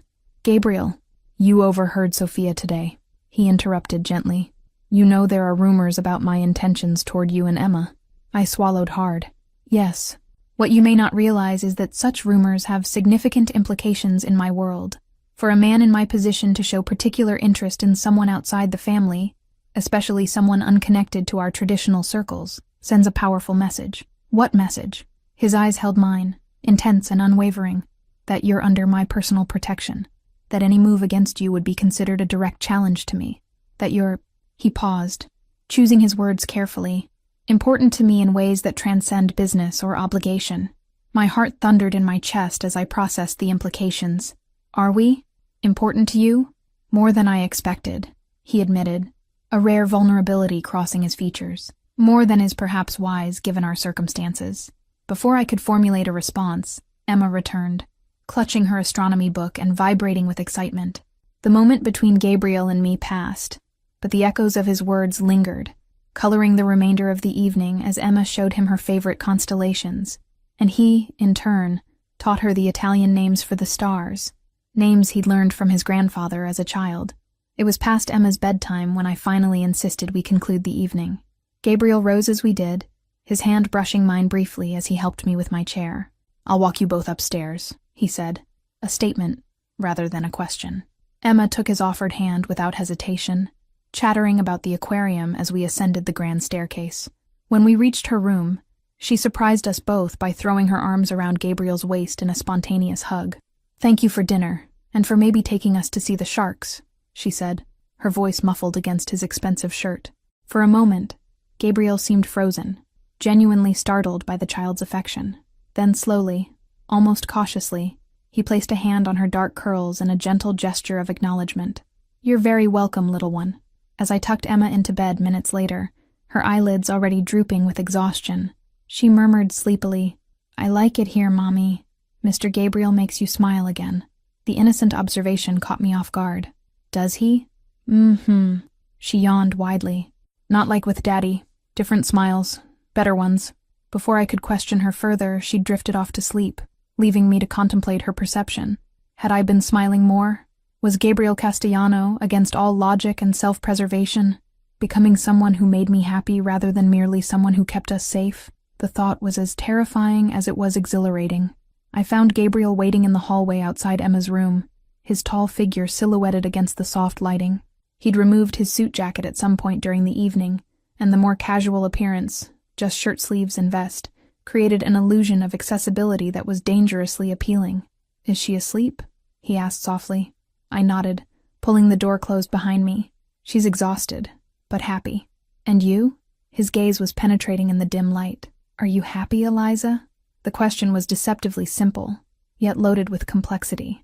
"I don't know," I answered honestly. "I'm grateful for your protection, for everything you've done for Emma. But this situation, being here, dependent on you, it's complicated. Life is complicated," he replied, stepping closer. "Especially life in my world. But some things are remarkably simple." "What things?" Instead of answering, he reached out slowly, giving me ample time to retreat if I wished. When I remained still, his fingers brushed my cheek in a gossamer touch that nonetheless sent electricity racing through my veins. "This," he murmured, "what's happening between us.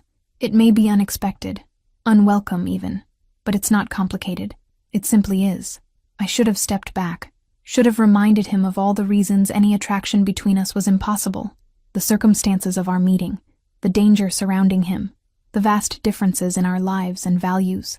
But as his hand cupped my face with a gentleness I wouldn't have believed him capable of, all those rational objections seemed to evaporate. "Gabriel," I whispered, his name both warning and invitation on my lips. His response was to lean down slowly, deliberately, his intention clear. Again, he gave me time to retreat, to refuse. And again, I remained still, caught in the gravitational pull of something I couldn't name or resist. When his lips finally met mine, the contact was tentative at first, a question rather than a demand. Then, as I responded despite my better judgment, the kiss deepened, becoming something hungry and revelatory. His hand slid into my hair, cradling my head with surprising tenderness, even as his mouth claimed mine with escalating passion. I was lost in the sensation, in the heat building between us, when a sharp pain in my shoulder made me wince involuntarily. Gabriel immediately pulled back, concern replacing desire in his expression.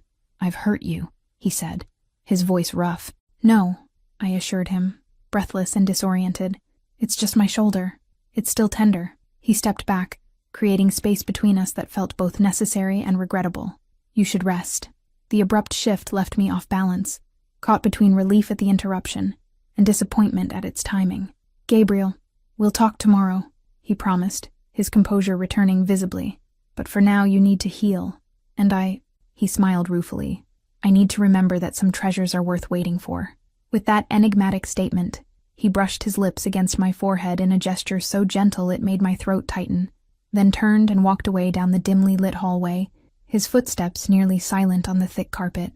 I retreated to my room, my mind and body in tumult. I'd just kissed Gabriel Castellano, criminal, protector, captor, savior, and worse, I wanted to do it again. Despite everything I knew about him, despite all the reasons it was a terrible idea, I craved his touch like nothing I'd experienced before. Emma's words echoed in my mind as I prepared for bed. "Mr. Gabriel makes you smile again. Not like with Daddy. Different smiles, better ones. Out of the mouths of babes, indeed. You're falling in love with him." The accusation, delivered without preamble as I entered the kitchen for my morning coffee, froze me in the doorway. Sofia Castellano sat at the massive island, Immaculate in another designer suit despite the early hour, a porcelain espresso cup posed delicately between her manicured fingers. "Excuse me?" I managed, moving toward the coffee pot with forced casualness. "Don't play coy, Ms. Reed. It doesn't suit you." Sophia's dark eyes, so like her brother's yet lacking their occasional warmth, assessed me coolly. "You're developing feelings for Gabriel. It's written all over your face." It had been 3 days since that kiss in the hallway outside Emma's room, 3 days of charged glances and brief touches that left me increasingly confused about my own emotions. Gabriel had been busy with what he vaguely termed business matters, our interactions limited to shared meals and occasional moments in the gardens or library. Yet each encounter had deepened whatever this was between us, building a tension that seemed destined to snap. "I don't see how that's any of your business," I replied, pouring my coffee with hands I forced to remain steady. Sophia's laugh was brittle. "Everything involving my brother is my business. The Castellano family has survived for generations because we protect our interests, and each other." I turned to face her fully, abandoning pretense. "From what? Women who take bullets for family members? From complications, vulnerabilities, distractions." She set her cup down with precise control. "From outsiders who don't understand our world or the responsibilities that come with our name. I never asked to be part of your world, and yet here you are, living in our ancestral home, wearing clothes purchased with family money, allowing my brother to become attached to you and your daughter." Her voice hardened. "You may not have asked for it, Ms. Reed, but you've certainly accepted the benefits."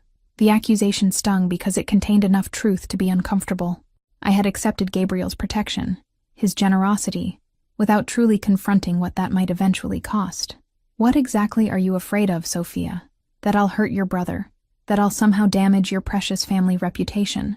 I took a defiant sip of my coffee. "Or is it that I don't fit neatly into your world of power and privilege?" Something flickered in Sophia's eyes. Surprise, perhaps, that the waitress she'd so readily dismissed had backbone. "What I fear, Ms.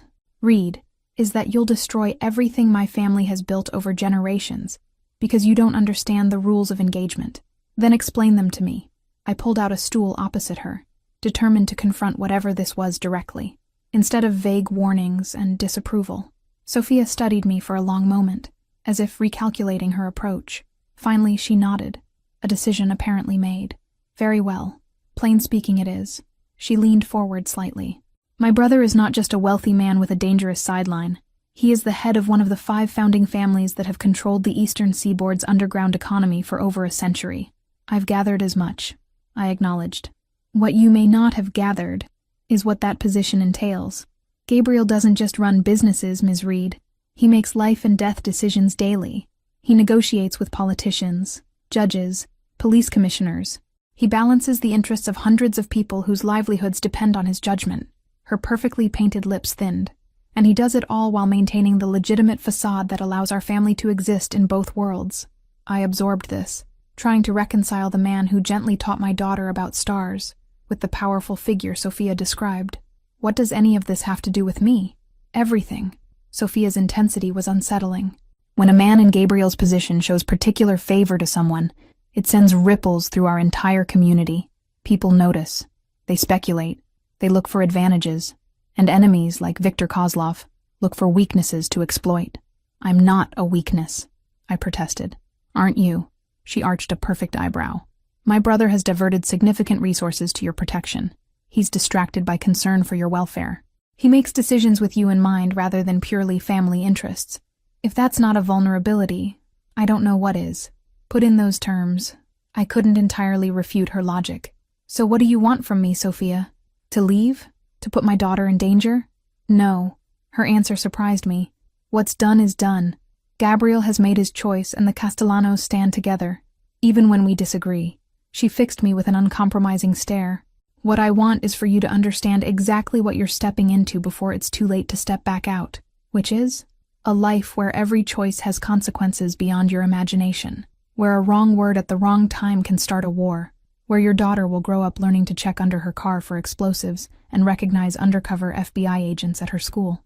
Sophia's voice had lost its sharp edge, replaced with something that might almost be concern. "A life where loving Gabriel Castellano means accepting everything that comes with him, The power, the danger, the violence. All of it. The stark reality she painted left me momentarily speechless.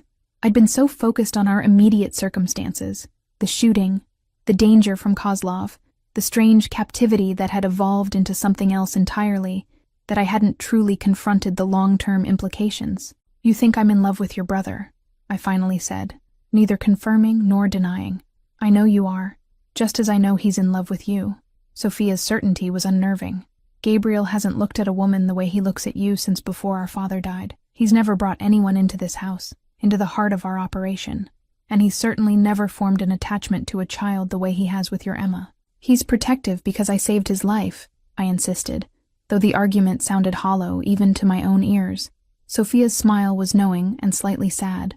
"Is that what you tell yourself? That all of this, the clothes, the tutors for Emma, the elite medical care, the way he watches you when you're not looking, is merely repayment of a debt?" I looked away, unable to maintain eye contact as she laid bare the convenient fiction I'd been clinging to. "What do you expect me to say?" "Nothing, but I expect you to think very carefully about what happens next." She rose with fluid grace, straightening her already immaculate suit. "Because my brother won't be the only one dealing with the consequences if you decide to step fully into our world. Your daughter will too." She turned to go, then paused at the doorway. "One more thing, Ms. Reed. Despite what you might think, I don't dislike you. In fact, I respect what you did for Gabriel. But this isn't about like or dislike, it's about family. And the Castellano family has survived for generations because we face reality, however uncomfortable it might be." With that parting shot, she glided out of the kitchen, leaving me alone with my cooling coffee and churning thoughts. The rest of the morning passed in a haze of distraction. I went through the motions of my physical therapy session, my mind elsewhere as Ms. Santos guided me through increasingly challenging exercises for my healing shoulder. "You've made remarkable progress," she commented as we finished. "Another week, and we can begin more intensive rehabilitation." I nodded absently, my thoughts still tangled in Sophia's warnings. What exactly was I doing here? What future could possibly exist between a single mother who'd spent her life struggling to make ends meet and a man who commanded an empire built on activities I'd always considered wrong? More importantly, what kind of life would Emma have if we remained in Gabriel's world? Sophia's chilling words about checking for explosives and recognizing FBI agents echoed in my mind. Was that the future I wanted for my bright, curious daughter? "Ms. Reed?" Ms. Santos was watching me with concern. "Are you feeling unwell?" I forced a smile. "Just tired. Thank you for the session." After she departed, I wandered restlessly through the mansion, eventually finding myself in the library, a 2-story marvel of leather-bound volumes and hidden reading nooks that had become Emma's favorite place. She wasn't there now. Dr. Harlow had taken her to the greenhouse to study plant biology, continuing the comprehensive science curriculum he'd designed for her. I trailed my fingers along the spines of ancient books, breathing in the comforting scent of paper and leather. This room, more than any other in the mansion, felt like a sanctuary, a place where the complex reality outside its walls could temporarily be forgotten. "I thought I might find you here." Gabriel's voice startled me from my reverie. I turned to find him leaning against one of the tall bookcases, watching me with a mixture of affection and something deeper, more intense. "I didn't hear you come in," I said, suddenly hyper-aware of being alone with him for the first time since our kiss. "I can move quietly when I choose to." He approached slowly, as if sensing my unsettled state. "Lucia said you missed lunch." I wasn't hungry. In truth, I'd been avoiding the common areas of the house, needing time to process my conversation with Sophia. Gabriel stopped an arm's length away, maintaining a careful distance that somehow felt more intimate than if he'd stood closer. "You seem troubled." "I had an interesting conversation with your sister this morning," I admitted, seeing no point in dissembling. His expression tightened fractionally. "Did you? And what pearls of wisdom did Sophia share?" "She painted a rather vivid picture of what being part of your family actually means." I met his gaze directly. "Explosives under cars, FBI surveillance, violence as a way of life." "Ah," Gabriel didn't seem surprised. "Sophia has always had a flair for the dramatic, though not entirely inaccurate," he conceded. "Which part, the explosives or the FBI?" "Both have been known to occur, though far less frequently than popular culture would suggest." His tone was matter-of-fact, neither apologetic nor defensive. My world has its dangers, Eliza. I've never pretended otherwise. But you haven't been completely forthcoming either, I countered. About what you really do. About what it would mean for Emma and me if we... I trailed off, unsure how to articulate the nebulous future that had begun to take shape between us. If you stayed, he finished for me. If what's growing between us continued to develop. The directness of his statement left no room for pretense. Yes. Gabriel moved to one of the library's window seats, gesturing for me to join him. When I did, settling at the opposite end to maintain some distance between us, he spoke with a frankness I hadn't expected. The Castellano family has operated on the margins of legality for generations, he began.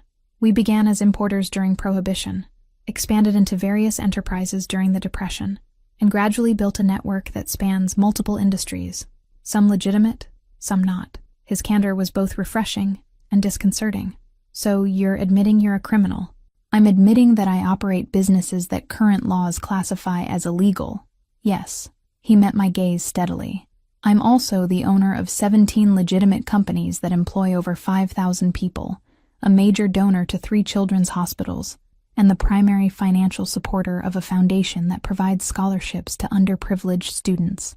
And that makes the illegal activities acceptable? No. It simply makes me more than a one-dimensional villain from a police procedural. A hint of wry humor colored his tone. The world isn't divided neatly into good people and bad people, Eliza. Most of us exist in the gray areas between. I couldn't argue with that fundamental truth. And the violence? The enemies like Kozlov? Gabriel's expression sobered. An unfortunate reality of operating in unregulated markets. Without legal recourse to resolve disputes, other methods become necessary. He leaned forward slightly. But I'm not a senseless killer, Eliza. Violence is a last resort, not a first response. That's hardly comforting. It's not meant to be comforting. It's meant to be honest. His eyes held mine. You deserve the truth, however uncomfortable. Because you're right. Any future that includes me will include certain realities that can't be wished away. The calm acknowledgement of what we'd both been circling, the possibility of a shared future, sent a flutter of both anxiety and something dangerously close to hope through me. And what about Emma? I asked, voicing my deepest concern. What kind of life would she have as part of your world? Something softened in Gabriel's expression at the mention of my daughter. She would have security, education, opportunities beyond anything you could provide alone. He hesitated, then added with unexpected vulnerability. And she would have me, someone who already cares for her deeply, and would protect her with his life if necessary. The sincerity in his voice was undeniable. Whatever else Gabriel Castellano might be, his growing attachment to my daughter was genuine. I'd seen it in the patience with which he answered her endless questions, the respect with which he treated her ideas, the gentle way he'd begun to guide her without ever undermining my authority as her mother. But at what cost? I persisted. Growing up surrounded by danger and illegal activities? Learning that violence is an acceptable way to resolve problems? Or learning that family loyalty transcends everything? Gabriel countered. That responsibility means protecting those who depend on you, whatever it takes. That power, used wisely, can create opportunity and security for many. He reached across the space between us, his hand covering mine. Emma would grow up knowing she was loved, valued, and protected. Isn't that what truly matters? I stared at our joined hands, feeling the warmth of his skin against mine. It's not that simple. It could be, he suggested quietly, if you allowed it to be. Before I could respond, the library doors opened, and Emma burst in, followed by a more sedate Dr. Harlow. She carried a small potted plant, her face alight with excitement. "Mommy, Mr. Gabriel, look what I grew." She rushed toward us, carefully holding her treasure. "It's a bean plant, and I measured it every day, and made a chart of its growth just like real scientists do." Gabriel withdrew his hand from mine as Emma approached, but the warmth in his eyes as he regarded my daughter remained. "That's excellent work, little one. Very scientific indeed." Emma beamed under his approval, then launched into a detailed explanation of her experiment, complete with observations about soil composition and light exposure. Dr. Harlow added occasional clarifications, clearly proud of his enthusiastic pupil. As I watched my daughter interact so naturally with Gabriel, I was struck by how comfortable she had become in his presence, how easily she'd accepted him as a figure of authority and affection in her life. In just 2 weeks, he'd become someone she turned to for approval, for answers, for the kind of paternal attention she'd never consistently received from her own father. The realization was both heartwarming and terrifying. If I decided we couldn't stay in Gabriel's world, would Emma understand? Or would she see it as another abandonment? Another father figure vanishing from her life? "Mommy, are you listening?" Emma's voice pulled me from my thoughts. "I said we're going to plant it in the garden tomorrow so it can get bigger." "That sounds wonderful, sweetheart," I replied, smoothing her curls affectionately. "You've done amazing work." Gabriel rose, straightening his suit jacket with that unconscious grace that seemed part of his nature. "Dr. Harlow, perhaps you could take Emma to the kitchen for a snack. I believe Lucia mentioned baking cookies this afternoon." Emma's eyes lit up at the prospect of cookies, momentarily distracting her from her beloved plant. After they'd departed, Gabriel turned back to me, his expression serious once more. "We haven't finished our conversation," he said, "but I need to attend to some business matters now. Perhaps we could continue over dinner. Just the two of us?" The prospect of a private dinner, without Emma's buffer presence, sent a flutter of nervous anticipation through me. "All right." His smile was warm enough to chase away some of my uncertainty. 8:00, in the small dining room. He stepped closer, his hand rising to brush a strand of hair from my face in a touch so gentle it made my breath catch. "And Eliza, whatever you decide about our future, know that your safety, and Emma's, will always be guaranteed. That's not conditional on anything else between us." The distinction was important, a separation of his obligation to protect us from any personal relationship that might develop. It was oddly reassuring to know that even if I ultimately decided a future with Gabriel was impossible, Emma and I wouldn't be abandoned to Kozlov's vengeance. "Thank you," I said softly, "for making that clear." He nodded once, then departed, leaving me alone with my tumultuous thoughts once more. The remainder of the afternoon passed in a blur of activity. Emma showed me every plant in the greenhouse, followed by an enthusiastic tour of the chemistry setup Dr. Harlow had arranged in one of the mansion's spare rooms. Her happiness was undeniable. This environment, with its endless learning opportunities and attentive adults, had allowed her natural intelligence to flourish in ways her overcrowded public school never could have. "And next week," she chattered, as we returned to our rooms to prepare for dinner, "Dr. Harlow says we might dissect a frog. A real one, not just a picture in a book." "That's wonderful," I managed, suppressing my instinctive grimace at the thought. Emma's sharp eyes caught my expression anyway. "You think it's gross," she accused, grinning. "Maybe a little," I admitted, "but I'm proud of your scientific curiosity." She skipped ahead of me, twirling in the hallway. "Mr. Gabriel says curiosity is the most important quality in life, that asking questions is how we learn and grow." Another pearl of wisdom from the man who was increasingly shaping my daughter's worldview. I couldn't fault the sentiment, though I wondered if Gabriel applied the same philosophy to his own enterprises. After helping Emma with her bath and settling her for the evening with Lucia, who had promised to read her a chapter of the astronomy book before bed, I returned to my room to prepare for my dinner with Gabriel. The closet that had initially symbolized Gabriel's high-handed control now provided a welcome resource, as I searched for something appropriate. I eventually selected a simple black dress with subtle detailing at the neckline, elegant without being overtly formal. As I dressed, I confronted the reality that this evening would likely determine the course of our future. Gabriel clearly wanted more than the strange limbo we currently inhabited. The question was whether I could accept everything that came with him: the danger, the criminal activities, the complex moral compromises, and deeper still, whether I could trust my own feelings after the whirlwind changes of the past 2 weeks. Was what I felt for Gabriel genuine attraction and growing affection, or simply a response to trauma and dependency? Stockholm Syndrome dressed up as romance? My reflection offered no answers as I applied minimal makeup and arranged my hair, which had grown slightly longer during our stay at the mansion. The woman who stared back at me looked different from the exhausted waitress who'd stumbled into that convenience store 2 weeks ago.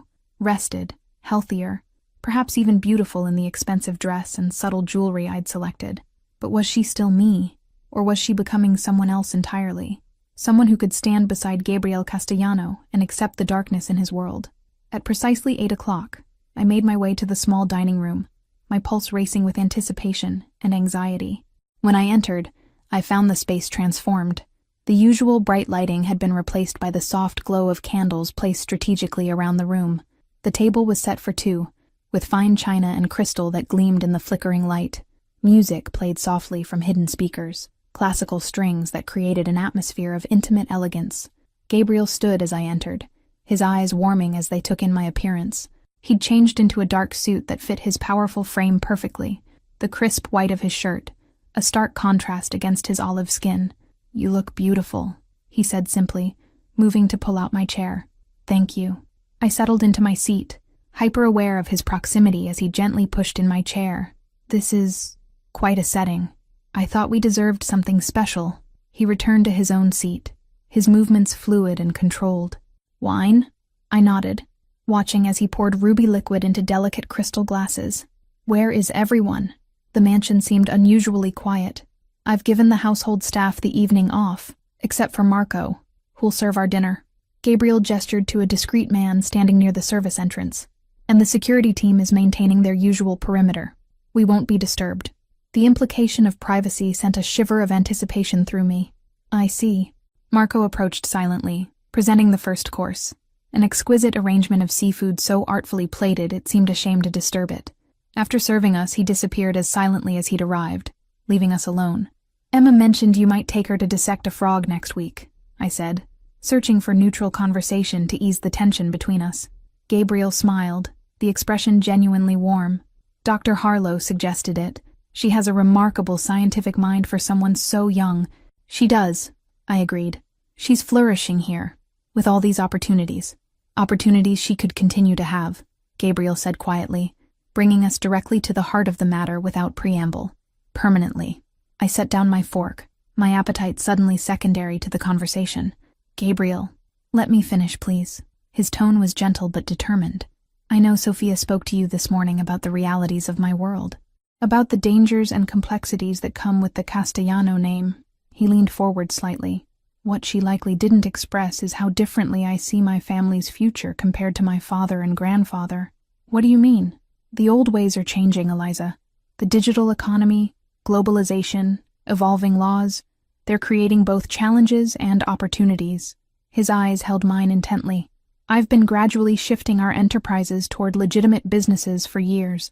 Banking, technology, real estate, shipping, all legal, all profitable. This was unexpected." "You're going legitimate?" "Transitioning," he clarified. "It's a process that takes time, patience, and careful management. Some of our traditional interests can't be abandoned overnight without creating dangerous power vacuums or betraying long-standing alliances." I processed this new information, trying to fit it into the picture I'd been building of Gabriel and his world. "So you're saying eventually you'll be completely legal?"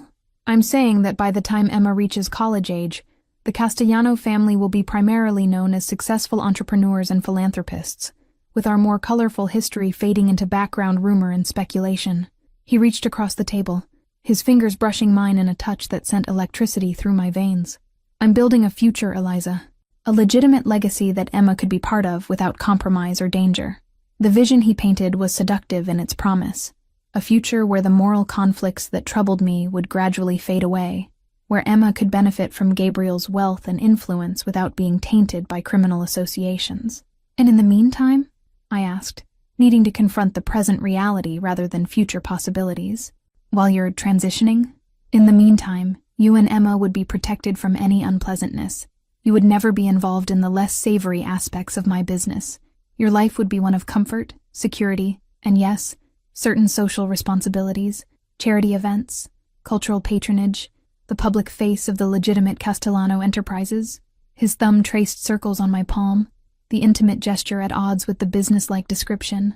"Emma would have the finest education, travel opportunities, cultural experiences most children can only dream of. And all I have to do is overlook the fact that some of your income still comes from illegal activities," I said, withdrawing my hand gently but firmly. Gabriel didn't flinch from the blunt assessment. "All you have to do is trust that I'm building something better, something worthy of you and Emma." His gaze intensified. "And accept that I've fallen in love with you, Eliza Reed." The declaration hung in the air between us, simultaneously expected and shocking. My heart raced as I struggled to formulate a response that honored both the undeniable feelings growing between us and the very real concerns I still harbored. "I don't know if I can," I finally whispered. "I don't know if I can reconcile who you are with who I've always tried to be. Someone honest, someone who follows rules, someone Emma can look up to without reservation. And if I told you that much of what you think you know about me is based on assumption rather than reality, Gabriel countered, that the man sitting across from you now, the man who's helped Emma with her science projects and chess games, who's respected your boundaries despite wanting nothing more than to break them down, is more truly me than the shadowy criminal figure you've constructed in your mind. I don't know what to believe anymore, I admitted, the confusion of the past weeks finally spilling over. 2 weeks ago, I was just trying to keep Emma fed and housed.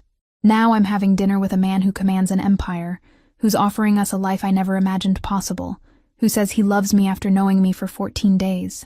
Time is relative when it comes to certain realizations, Gabriel said softly. I've known political allies for decades whom I understand less than I understand you after 2 weeks. He reached for my hand again, and this time I didn't pull away. What I feel for you isn't rational or explainable, Eliza. It simply is. The raw honesty in his voice resonated with something inside me, the same inexplicable certainty I'd been fighting since the moment I'd opened my eyes in the hospital to find him watching over me. I think I might be falling in love with you too, I confessed, the words simultaneously terrifying and liberating. But I'm afraid of what that means. For me, for Emma, for who we'll become if we step fully into your world. Gabriel's smile was both triumphant and tender. You'll become exactly who you're meant to be. Strong, protected, valued beyond measure. His fingers tightened around mine. And I'll become a better man because of you. Because having you and Emma in my life gives me something I've never had before. What's that? A reason beyond obligation and family expectation.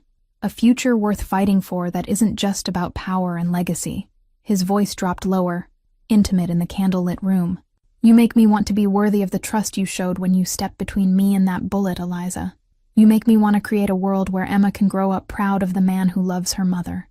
His words touched something deep inside me, a longing I'd suppressed since Daniel's betrayal, the desire for partnership, for someone to share the burden of life's challenges, for Emma to have a father figure who wouldn't abandon her.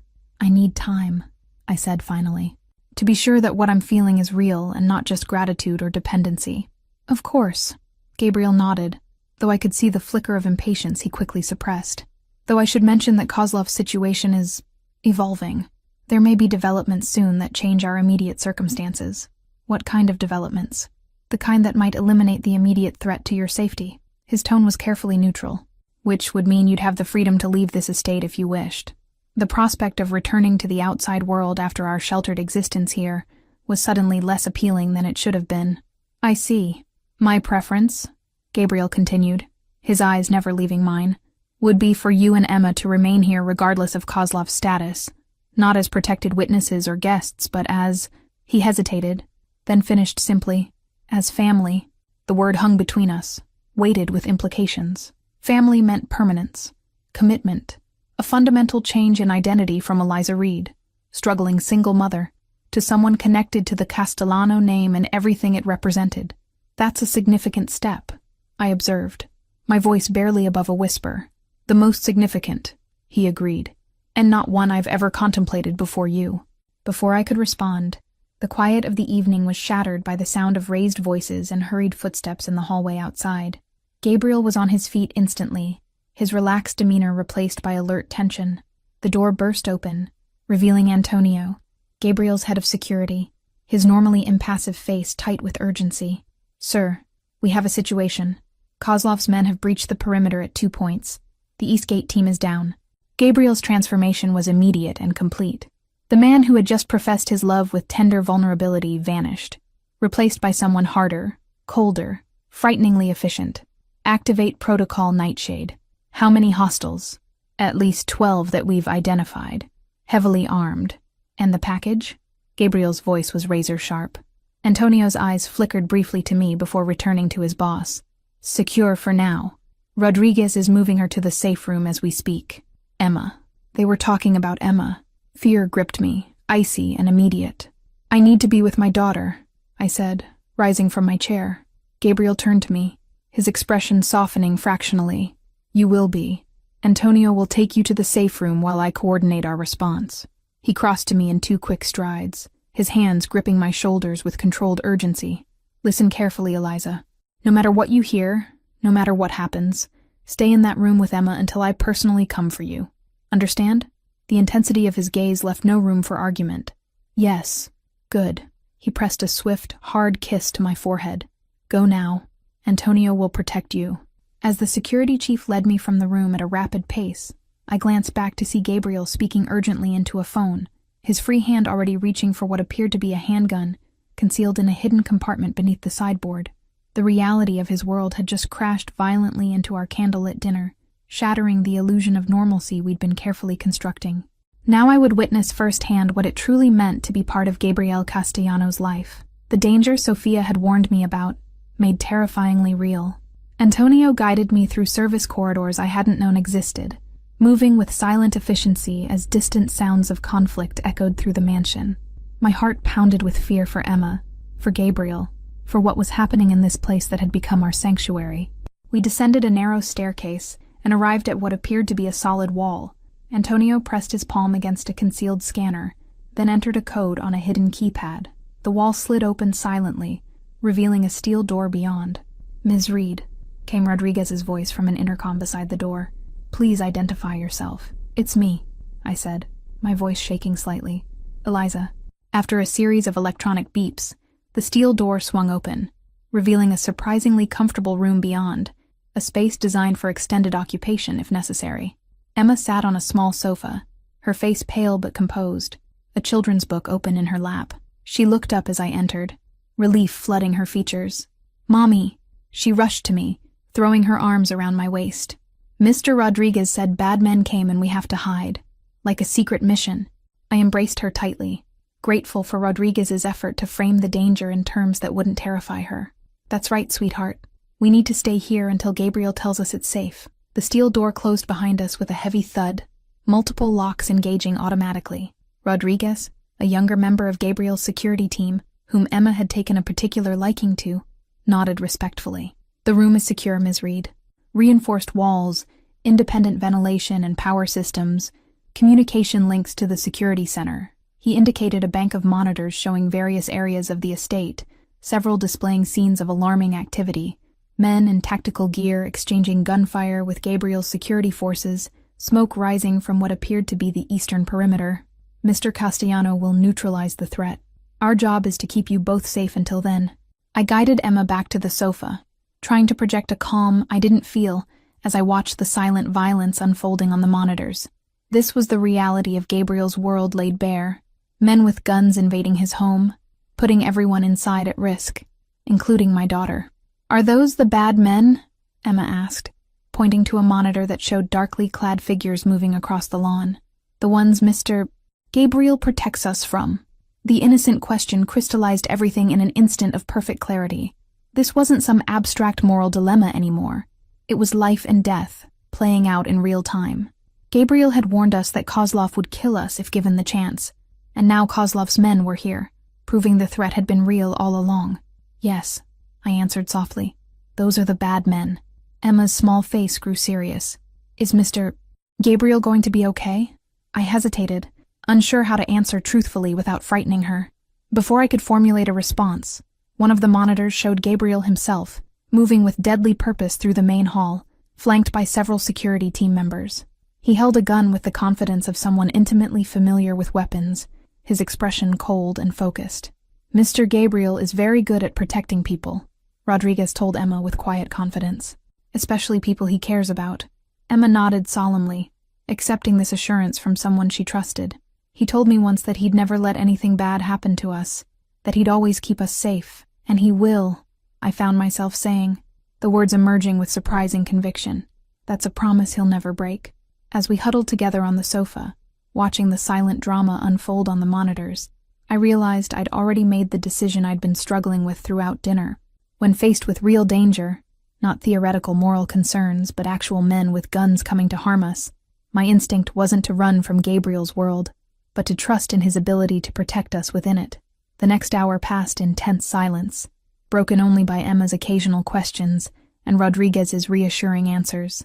The monitors showed sporadic bursts of activity as Gabriel's security team systematically cleared the estate, driving back the invaders with professional efficiency.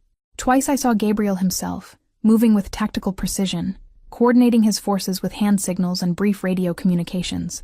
Finally, The monitors showed the last of the intruders being subdued or retreating beyond the perimeter. Rodriguez's radio crackled to life, and Gabriel's voice emerged, tense but controlled. Nightshade secure. Status report. Package and companion safe. Rodriguez responded immediately. No breach of the redoubt. Understood. Maintain position until all clear is confirmed. Another 20 minutes passed before the heavy locks on the door began to disengage. I tensed instinctively, pulling Emma closer, but Rodriguez remained calm. It's Mr. Castellano, he assured us. Only he has the override codes. The door swung open to reveal Gabriel, his immaculate dinner attire now disheveled, a thin cut visible on his cheekbone, his eyes burning with contained fury and relief. He scanned the room quickly, assessing our safety before stepping inside.